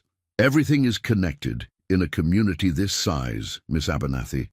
Surely you've realized that by now." He replaced his hat with a smooth movement. "The board meets at 2. Good day." After he left, Lillian sank into her chair, trembling with a mixture of anger and dismay. In the span of 24 hours, the life she had carefully constructed in Silver Falls had begun to unravel. The teaching position that had given her purpose and independence was now threatened. Theodore Wright's return had reopened a wound she'd thought healed. Even her health, so much improved under Dr. Harrison's care, felt suddenly precarious again. As anxiety tightened her chest, Dr. Harrison. The thought of him steadied her somewhat. He would know what to do, or at least offer the clear-headed perspective she desperately needed now. Gathering her coat and hat, Lillian locked the schoolhouse and set out for his clinic, her boots crunching through fresh snow. The main street was busier now, with shopkeepers clearing their porches and early customers navigating the slippery boardwalks. She was halfway to the clinic when a figure stepped into her path. Theodore Wright, looking better rested than the previous day, but no less determined. "Miss Abernathy," he greeted her with a slight nod. "I thought we might continue our conversation from yesterday, perhaps over breakfast at the hotel restaurant." "I'm afraid I have a prior engagement," Lillian replied stiffly, trying to step. Around him, Wright moved to block her path again, not touching her but effectively preventing her progress. "I've spoken with Mr. Hollister this morning," he said, his voice lowered. "I understand your position at the school has become precarious." Anger flashed hot in Lillian's chest. So it had been coordinated. Hollister's threats and Wright's intervention, a carefully orchestrated pressure designed to herd her back to the original plan. "My position is no concern of yours, Mr. Wright," she said, her voice carrying more than she intended. Several passers-by slowed, watching the exchange with undisguised interest. "On the contrary," Wright countered, seemingly oblivious to their audience. "I made a mistake in my hasty assessment of your suitability. I'm prepared to honor our original arrangement. My home is ready. The marriage license can be obtained today." "Mr. Wright," Lillian interrupted, no longer caring who heard. "I appreciate that you've reconsidered your evaluation of my suitability, but I have not reconsidered mine of you. Your letter was perfectly clear about the kind of man you are. The fact that you now view me as acceptable because my health has improved only confirms that assessment." Wright's face darkened. "You're being unreasonable. Our arrangement was mutually beneficial. It still can be.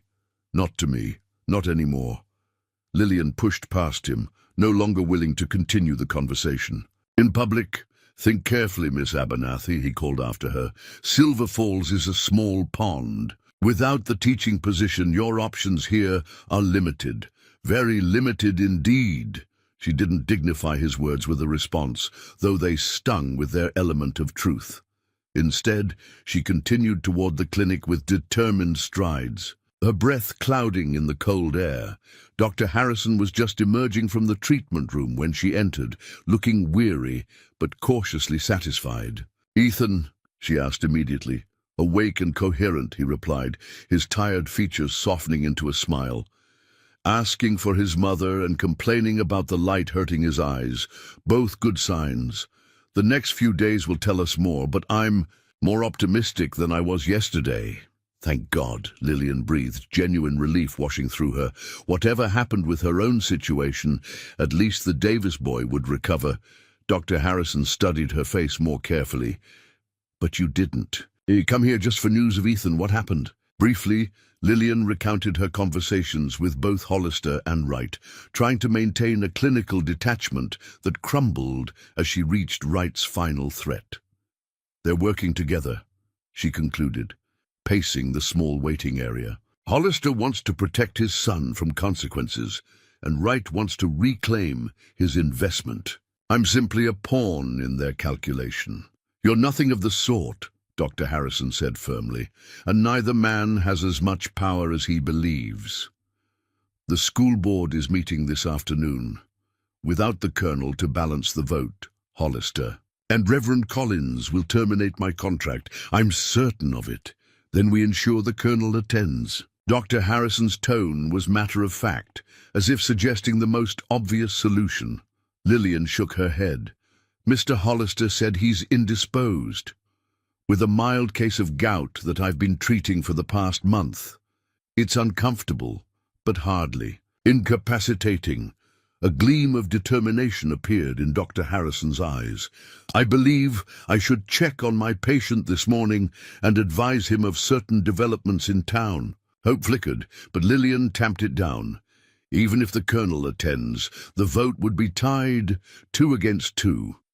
The school board's charter specifies that ties are broken by a special ballot of 3 community members of good standing.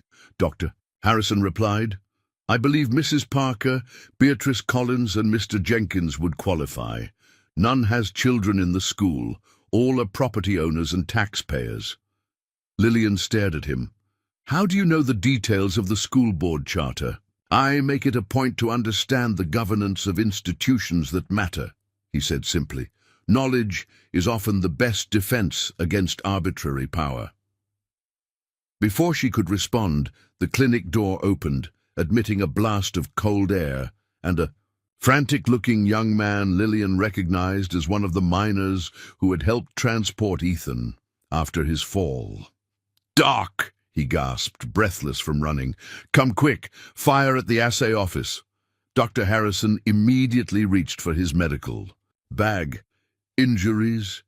Don't know yet. Flames everywhere. They're trying to keep it from spreading to the mercantile next door." Without hesitation, Dr. Harrison turned to Lillian. "Mrs. Davis is with Ethan. Tell her I've been called away, but will return as soon as possible.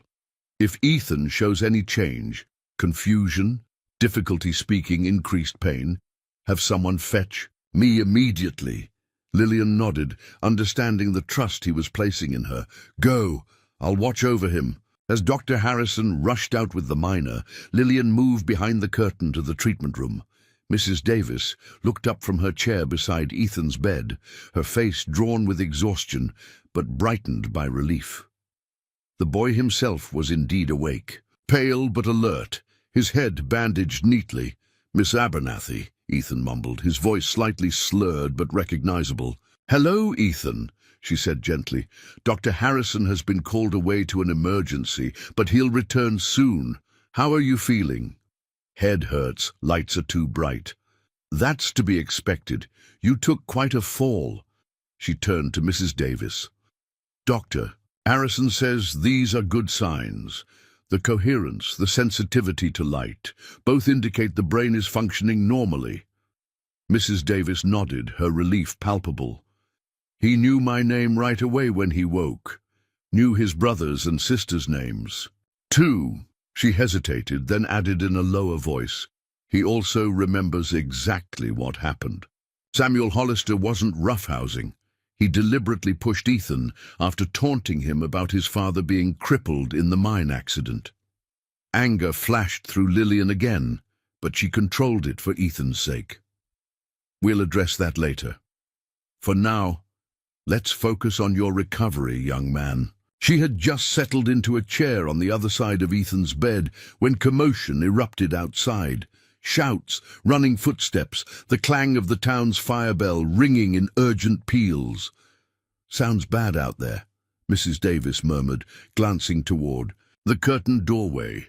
"Dr. Harrison said there was a fire at the assay office," Lillian explained. "They're working to contain it." More shouts came from outside, closer now, and the acrid smell of smoke began to seep into the clinic.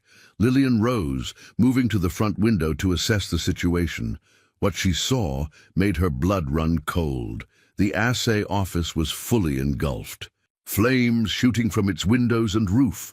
But worse, the fire had already spread to the adjacent building, the mercantile, and sparks were flying dangerously close to the surrounding structures, including the clinic itself.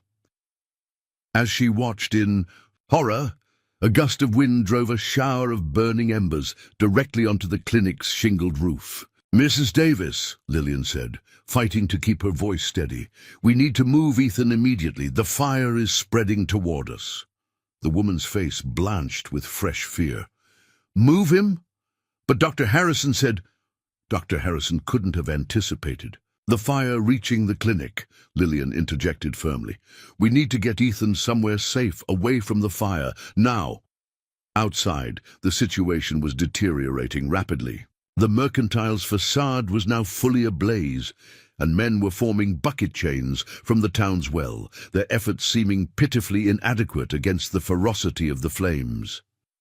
Smoke billowed thick and black, obscuring parts of the street. "Where can we take him?" Mrs. Davis asked, already gathering her son's few belongings. "Our home is on the other side of town, too far to carry him in this condition." Lillian thought quickly. The schoolhouse, its stone foundation, and the creek nearby should keep it safe from the fire. "Can Ethan walk at all?"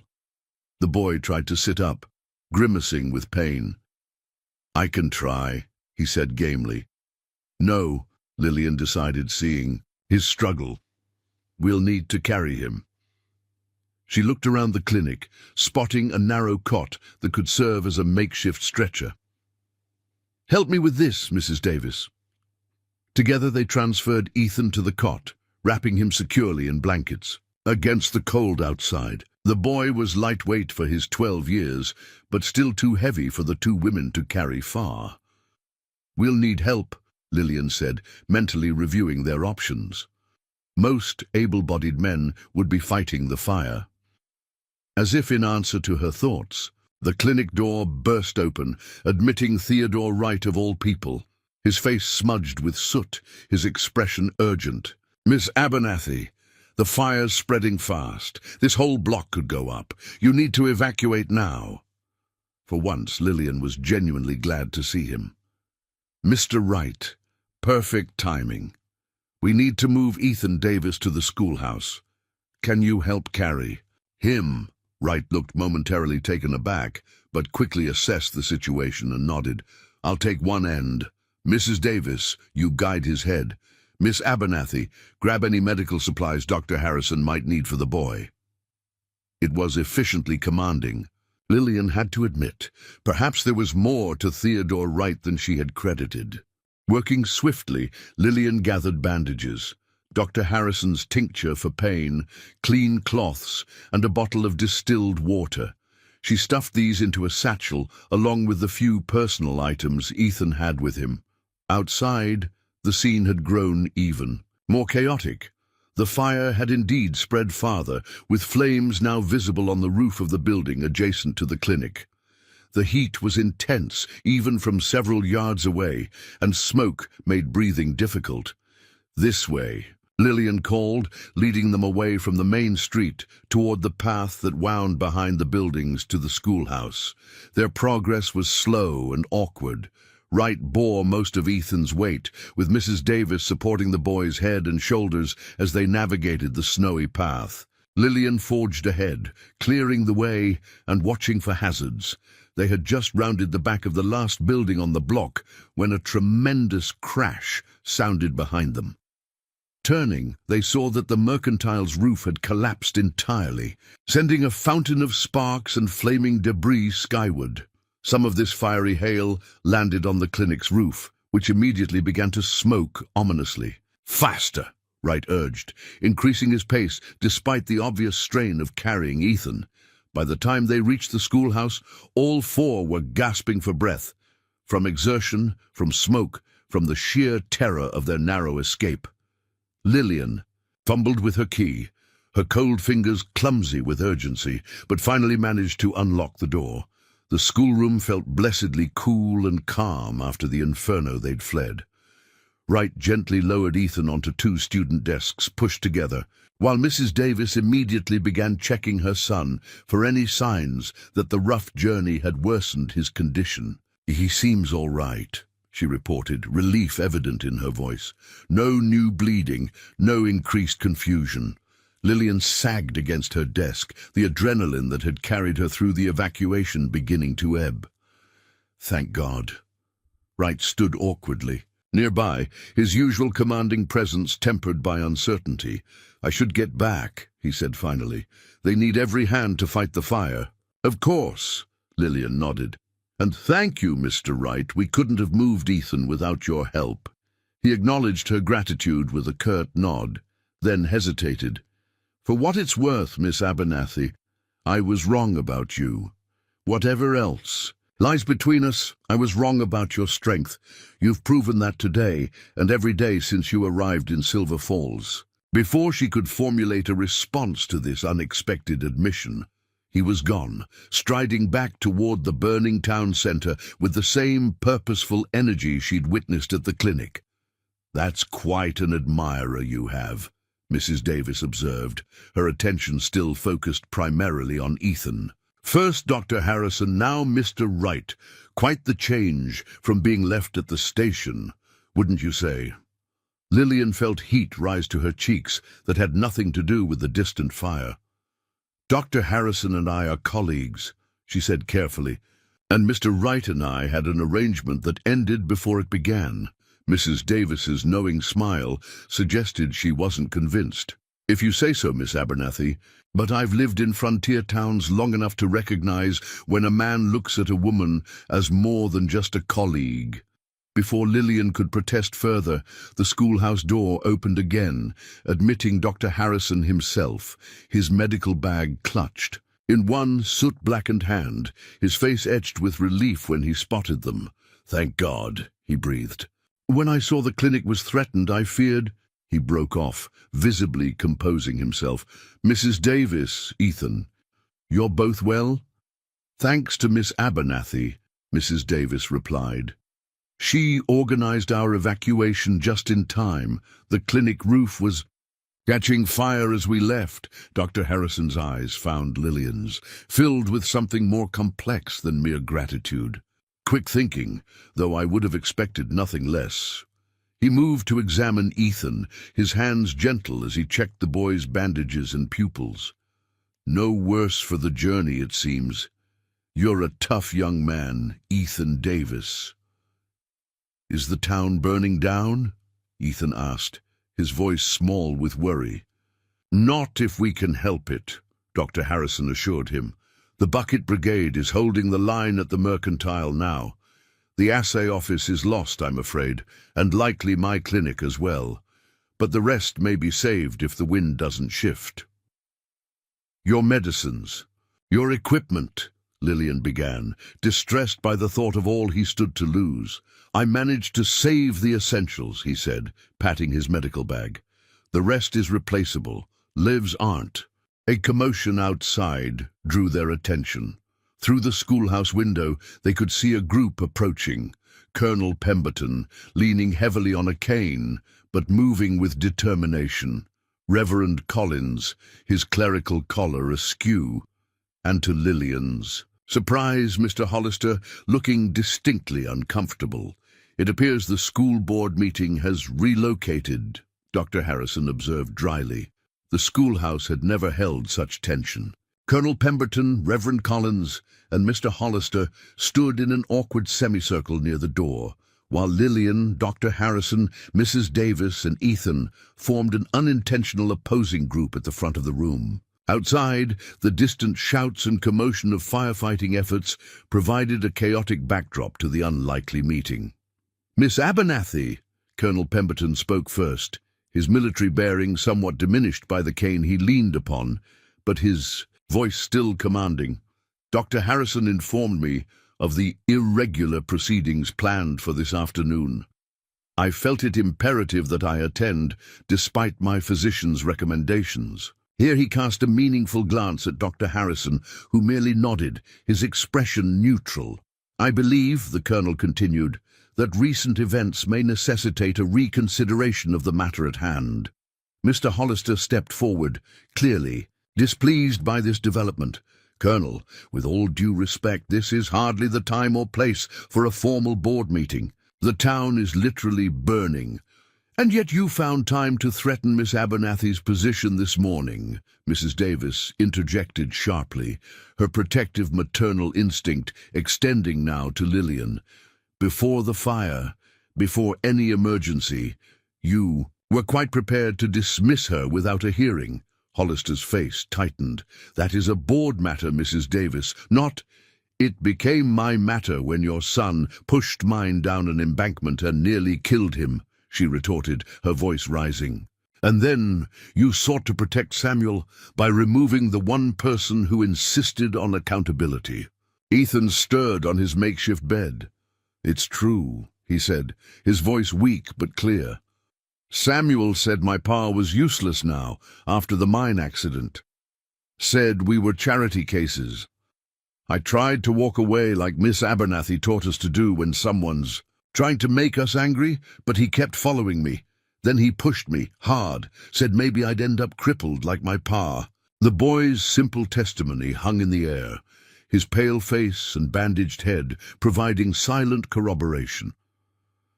Reverend Collins, until now silent, stepped forward, his expression troubled. These are serious accusations against your son, Mr. Hollister. Children's quarrels, Hollister dismissed, though with noticeably less confidence than before. Boys will be held accountable for their actions, Colonel Pemberton cut in firmly, as will the adults who attempt to obscure the truth. Dr. Harrison moved to Ethan's side, checking the boy's pulse unobtrusively while keeping his attention on the unfolding confrontation. Perhaps, he suggested mildly, we should address the immediate concerns first. Ethan needs rest. The town requires all able hands for firefighting, and the school board apparently has pressing business regarding Miss Abernathy's employment. There is no pressing business, Colonel Pemberton declared, shooting a pointed look at Hollister. Any consideration of Miss Abernathy's contract will follow proper procedures, including a full hearing with all interested parties present. Reverend Collins nodded agreement. That seems only fair, particularly in light of... He gestured vaguely toward Ethan. Hollister looked as if he might object, but at that moment the schoolhouse door swung open again, admitting Theodore Wright. Snow and ash dusted his coat, and his face bore fresh smudges of soot. Fire contained, he announced to the room at large. Lost the assay office and mercantile. Doc's clinic is damaged but not destroyed. The bucket brigade is still working, but the danger of spreading is past. His gaze settled on Lillian briefly before taking in the assembled school board. Didn't mean to interrupt official business? Not at all, Mr. Wright, Colonel Pemberton replied with formal courtesy. In fact, your timing is providential. I understand you've recently renewed your interest in Miss Abernathy. Wright shifted uncomfortably, clearly not expecting this direct approach. That's a private matter between Miss Abernathy and myself. Under normal circumstances, I would agree, the Colonel continued undeterred. However, when personal arrangements intersect with public institutions such as our school, clarity benefits everyone. Lillian stepped forward, unwilling to be discussed as if absent. Colonel Pemberton, I appreciate your concern, but Mr. Wright is correct in one respect. My personal decisions are my own. Indeed they are, the Colonel agreed readily. And I would not presume to influence them. I merely wish to ensure that no one else attempts to do so through inappropriate leverage. His pointed gaze at Hollister made the reference unmistakable. The banker's face flushed with angry color, but before he could respond, a new commotion arose outside. Samuel Hollister burst into the schoolhouse, his normally neat appearance disheveled, his face streaked with tears and soot. He stopped short. At the sight of the assembled adults, his expression shifting rapidly from desperation to confusion. "Pa!" he gasped, seemingly oblivious to the tension in the room. "They're saying it's my fault, about the fire." Mr. Hollister's demeanor changed, instantly from confrontational to concerned. "What nonsense is this? You were nowhere near the fire, Samuel." "I was," the boy admitted, his voice cracking. "Not when it started, but I knew. I saw Jacob and Thomas playing with matches behind the assay office yesterday. They said they were just going to burn some trash for a prank, but I knew they shouldn't." "And you said nothing?" Reverend Collins asked, his normally gentle voice sharp with shock. Samuel's face crumpled. "I didn't think they'd really do it, and after what happened with Ethan, I didn't want more trouble. But now people are saying because I pushed Ethan, I'm responsible for the fire too," and he broke off, overwhelmed by the magnitude of events he'd helped set in motion. The revelation landed like a physical blow in the small room. Lillian found herself looking not at Samuel but at his father, watching the man's face as he processed what his son had just revealed. For the first time since she'd encountered him, Mr. Hollister's calculating facade cracked, showing genuine distress beneath. "Samuel," he began, then seemed at a loss for words. Dr. Harrison spoke into the strained silence, his tone neutral but authoritative. "The fire's causes will be investigated properly. For now, Samuel's knowledge may help identify any remaining danger spots. Mr. Hollister, perhaps you should take your son to Sheriff Mason. His information could prevent further damage." It was a graceful exit offered to both Hollisters, and after a moment's hesitation, the banker nodded stiffly. "Come, Samuel. We have matters to address." As they departed, Reverend Collins turned to Lillian, his expression somber. "Miss Abernathy, I believe I owe you an apology. It seems I was prepared to make a judgment without full information, a failing my position should have taught me to avoid." "We are all capable of error, Reverend," Lillian replied, conscious of the various ways she herself had misjudged situations and people since arriving in Silver Falls. "What matters is our willingness to correct course when new truths emerge." Theodore. Wright shifted his weight, drawing attention back to his presence. "If the school board has concluded its business, I should return to the firefighting efforts." "Of course," Colonel Pemberton nodded. "And the board thanks you for your assistance today, Mr. Wright. Silver Falls values citizens who step forward. In times of crisis, the formal praise seemed to both please and discomfit Wright." He nodded acknowledgement, his gaze again finding Lillian. "Miss Abernathy, when you have a moment, there are matters we should discuss without an audience." "I'll find you later," Lillian promised, her tone making it clear that later would be at her convenience, not his. After Wright and Reverend Collins had departed to assist with the ongoing emergency, only Colonel Pemberton remained of the school board. He settled heavily into Lillian's desk chair, his injured legs stretched before him. "Quite the day for Silver Falls," he observed dryly. "And for you in particular, Miss Abernathy."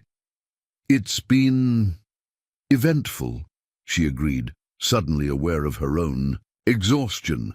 Between the emotional confrontation with Hollister that morning, Theodore Wright's reappearance, the fire, and evacuating Ethan, she had been running on little more than adrenaline for hours.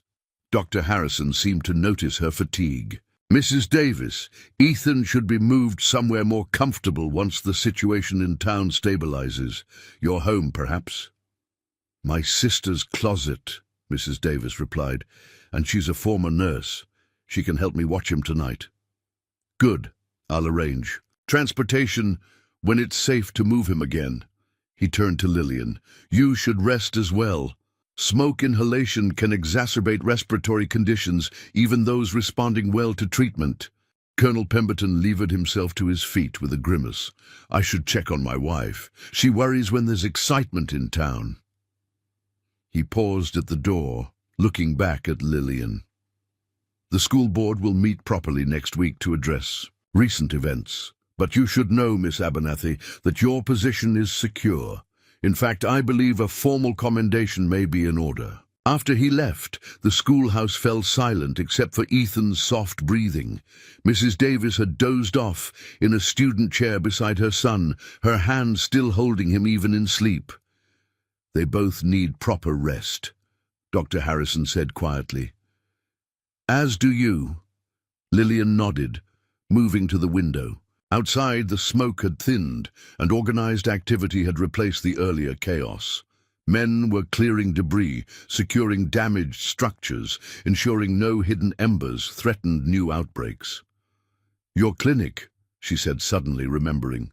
"You said it was damaged?" "The roof and back wall took the worst of it. The front rooms are largely smoke-damaged, but intact." His tone was matter-of-fact, betraying little emotion about what must be a significant loss. "Your medicines, your books. Most of my important remedies are stored in metal containers. Books can be replaced. The structure itself can be rebuilt." He joined her at the window, standing close enough that she could sense his presence without them actually touching. What matters is surviving. The simple statement encompassed much more than material possessions, Lillian realized.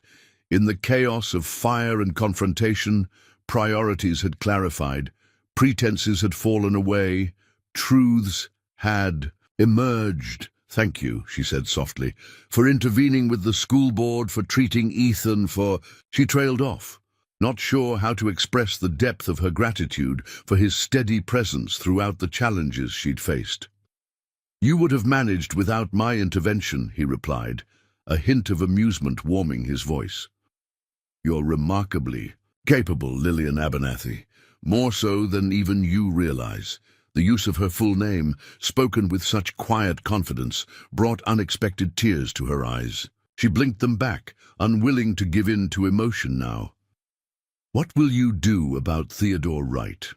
Dr. Harrison asked after a moment, his tone carefully neutral. Lillian considered the question. "Hear what he has to say, I suppose. He did help with Ethan today, but—" She turned to face him directly. "If you're asking whether I intend to accept his renewed offer, the answer is no.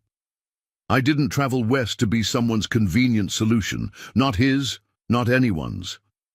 Something shifted in Dr. Harrison's expression, a softening, a relief perhaps. "Good," he said simply.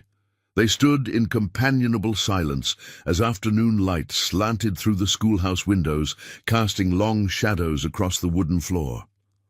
"I should check on other patients," Dr. Harrison said eventually. "The fire likely caused minor injuries that needed attention, even with my clinic damaged." "Of course," Lillian nodded. "I'll stay with Ethan and Mrs. Davis until arrangements can be made to move them." He gathered his medical bag, pausing at the door. "Lillian," he began, then hesitated, searching for words. "When things settle, when the immediate crises have passed, I'd like to speak with you about possibilities." The deliberate vagueness of possibilities contained worlds of potential meaning, but the look in his eyes left little doubt about the particular possibility uppermost in his mind. "I'd like that," Lillian replied, her voice steadier than her suddenly racing heart. After he left, she returned to her desk, absently straightening papers that had been disturbed during Ethan's hasty placement on the makeshift bed. Her mind replayed Dr. Harrison's words, the careful way he'd said possibilities, the warmth in his eyes that belied his professional demeanor. A soft knock interrupted her thoughts. Theodore Wright stood in the doorway again, hat in hand, looking uncharacteristically hesitant. "May I come in?" he asked, his usual commanding tone subdued. Lillian nodded, gesturing to a student desk near where she stood. "Briefly, Mrs. Davis and Ethan need their rest." Wright glanced at the sleeping pair, then returned his attention to Lillian. "I won't take much of your time. I just wanted to say—" He paused, seeming to gather his thoughts. "I made a significant error in judgment when I wrote that letter. I judged you as inadequate based on second-hand reports of a health condition.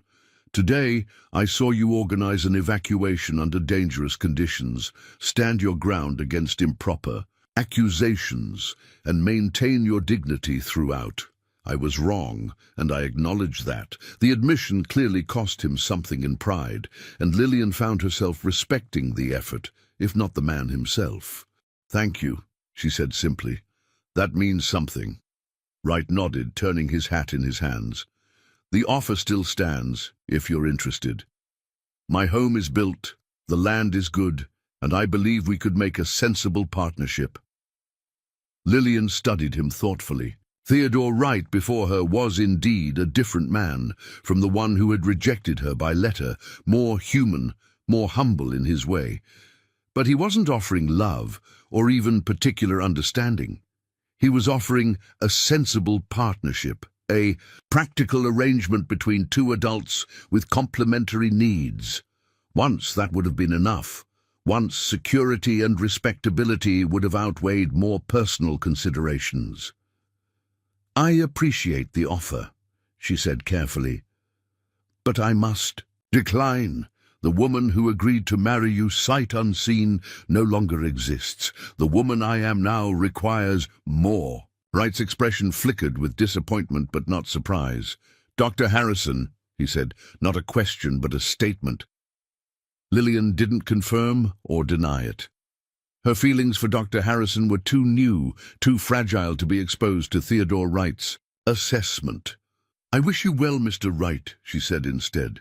Truly, he accepted the finality in her tone with a nod, replacing his hat. "Likewise, Miss Abernathy, Silver Falls is fortunate to have you." After he left, Lillian sank into her chair, feeling as if she'd been holding her breath for weeks and had finally exhaled.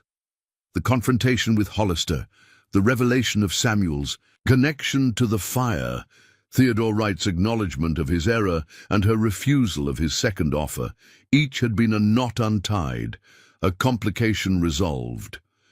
And Dr. Harrison's promised conversation about possibilities hovered on the horizon. Like dawn after a long night, spring arrived properly in Silver Falls 3 weeks after the fire.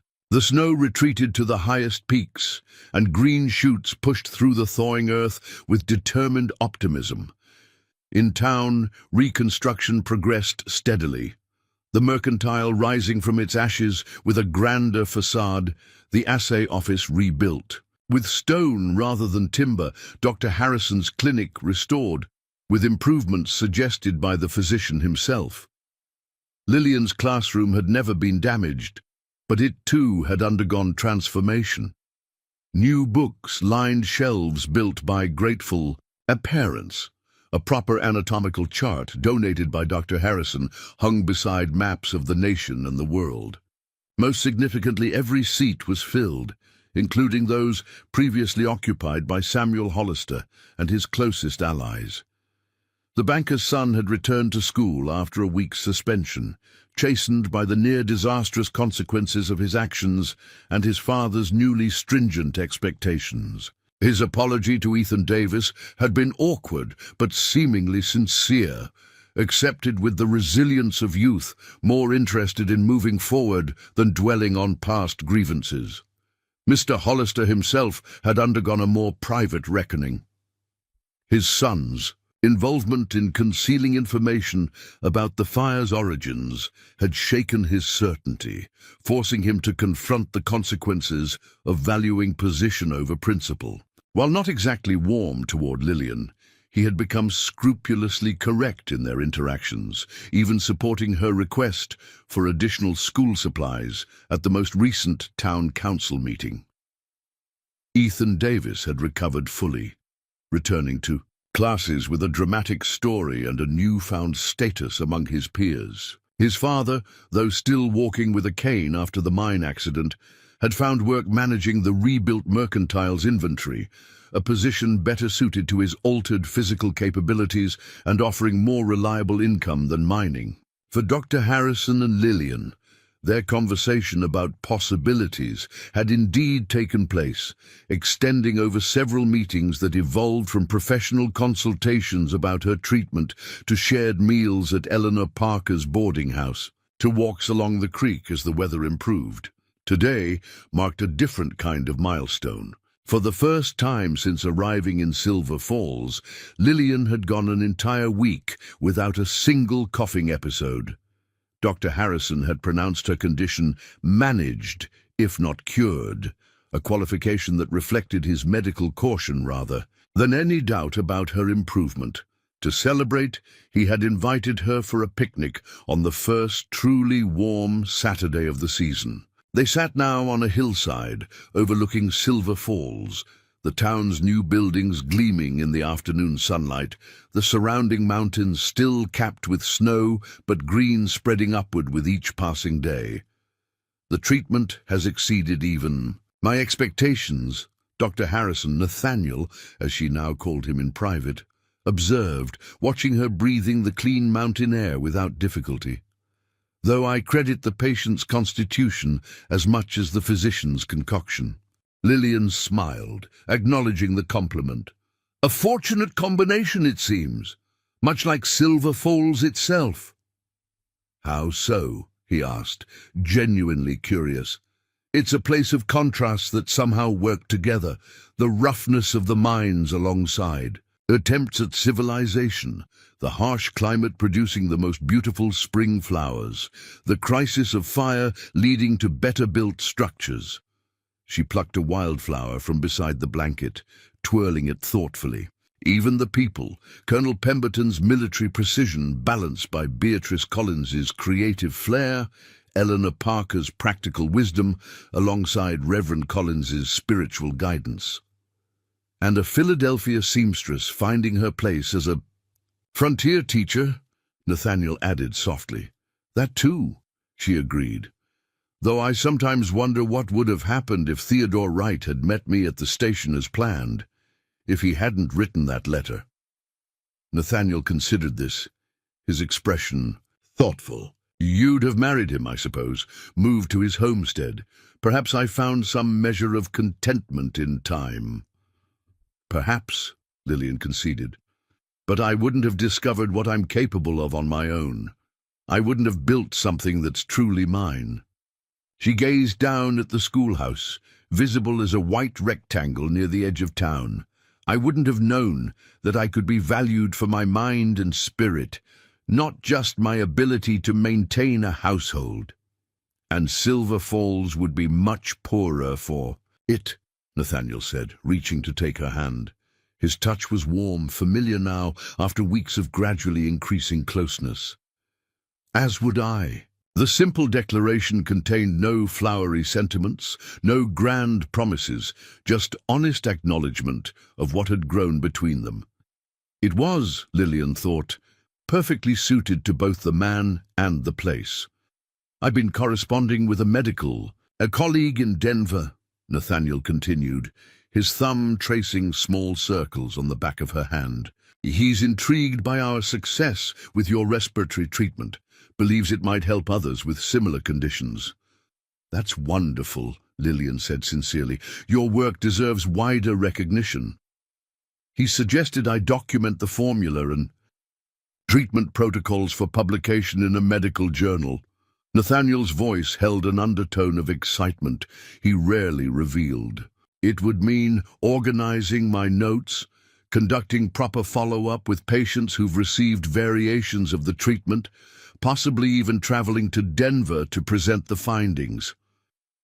You should absolutely do it, Lillian encouraged. Think of how many others might benefit. He nodded, still looking at their joined hands.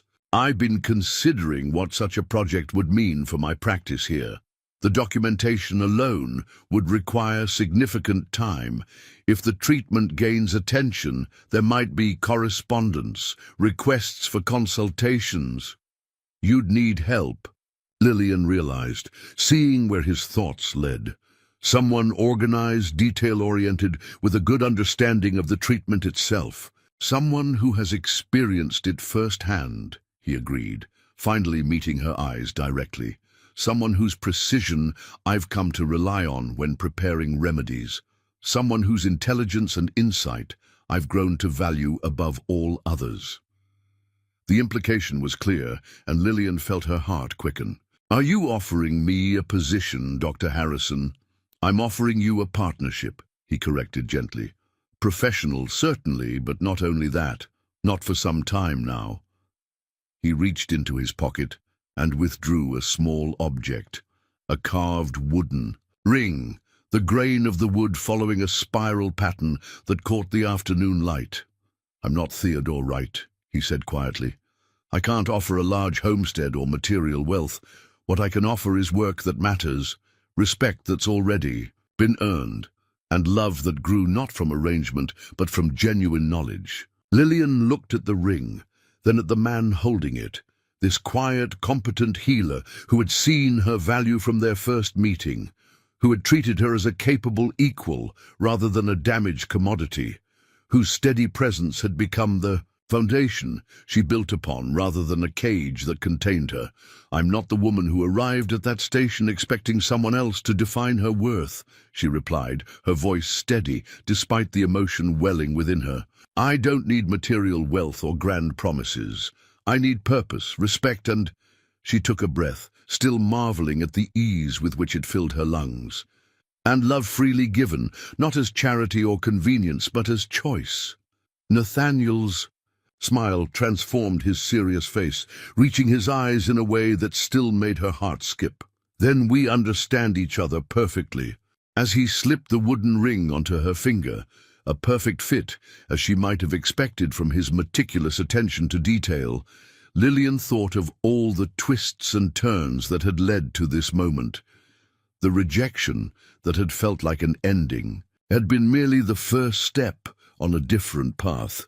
The ailment that had defined her limitations had led her to the man who helped her transcend them. "It won't always be easy," Nathaniel cautioned, ever the pragmatist.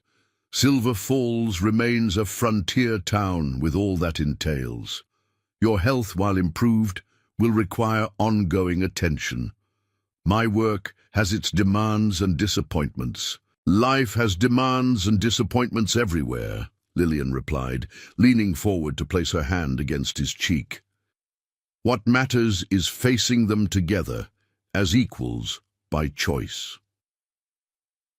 Below them, Silver Falls continued its daily rhythms, the shift, change at the mines, children playing in the schoolyard during their Saturday freedom, the newly rebuilt mercantile bustling with customers. Lillian's gaze lingered on the town that had become home, not through any arrangement, but through the connections she'd formed, the respect she'd earned, the life she'd built from disappointment. The mail-order bride, rejected for being too sickly, had found her place not through marriage, but through her own capabilities, discovered alongside the frontier pharmacist who had seen her worth from the beginning. That he now offered marriage as well seemed not the fulfillment of an old plan, but the beginning of a new one they would write together, step by step, breath by strengthening breath. Up next, you've got two more standout stories right on your screen.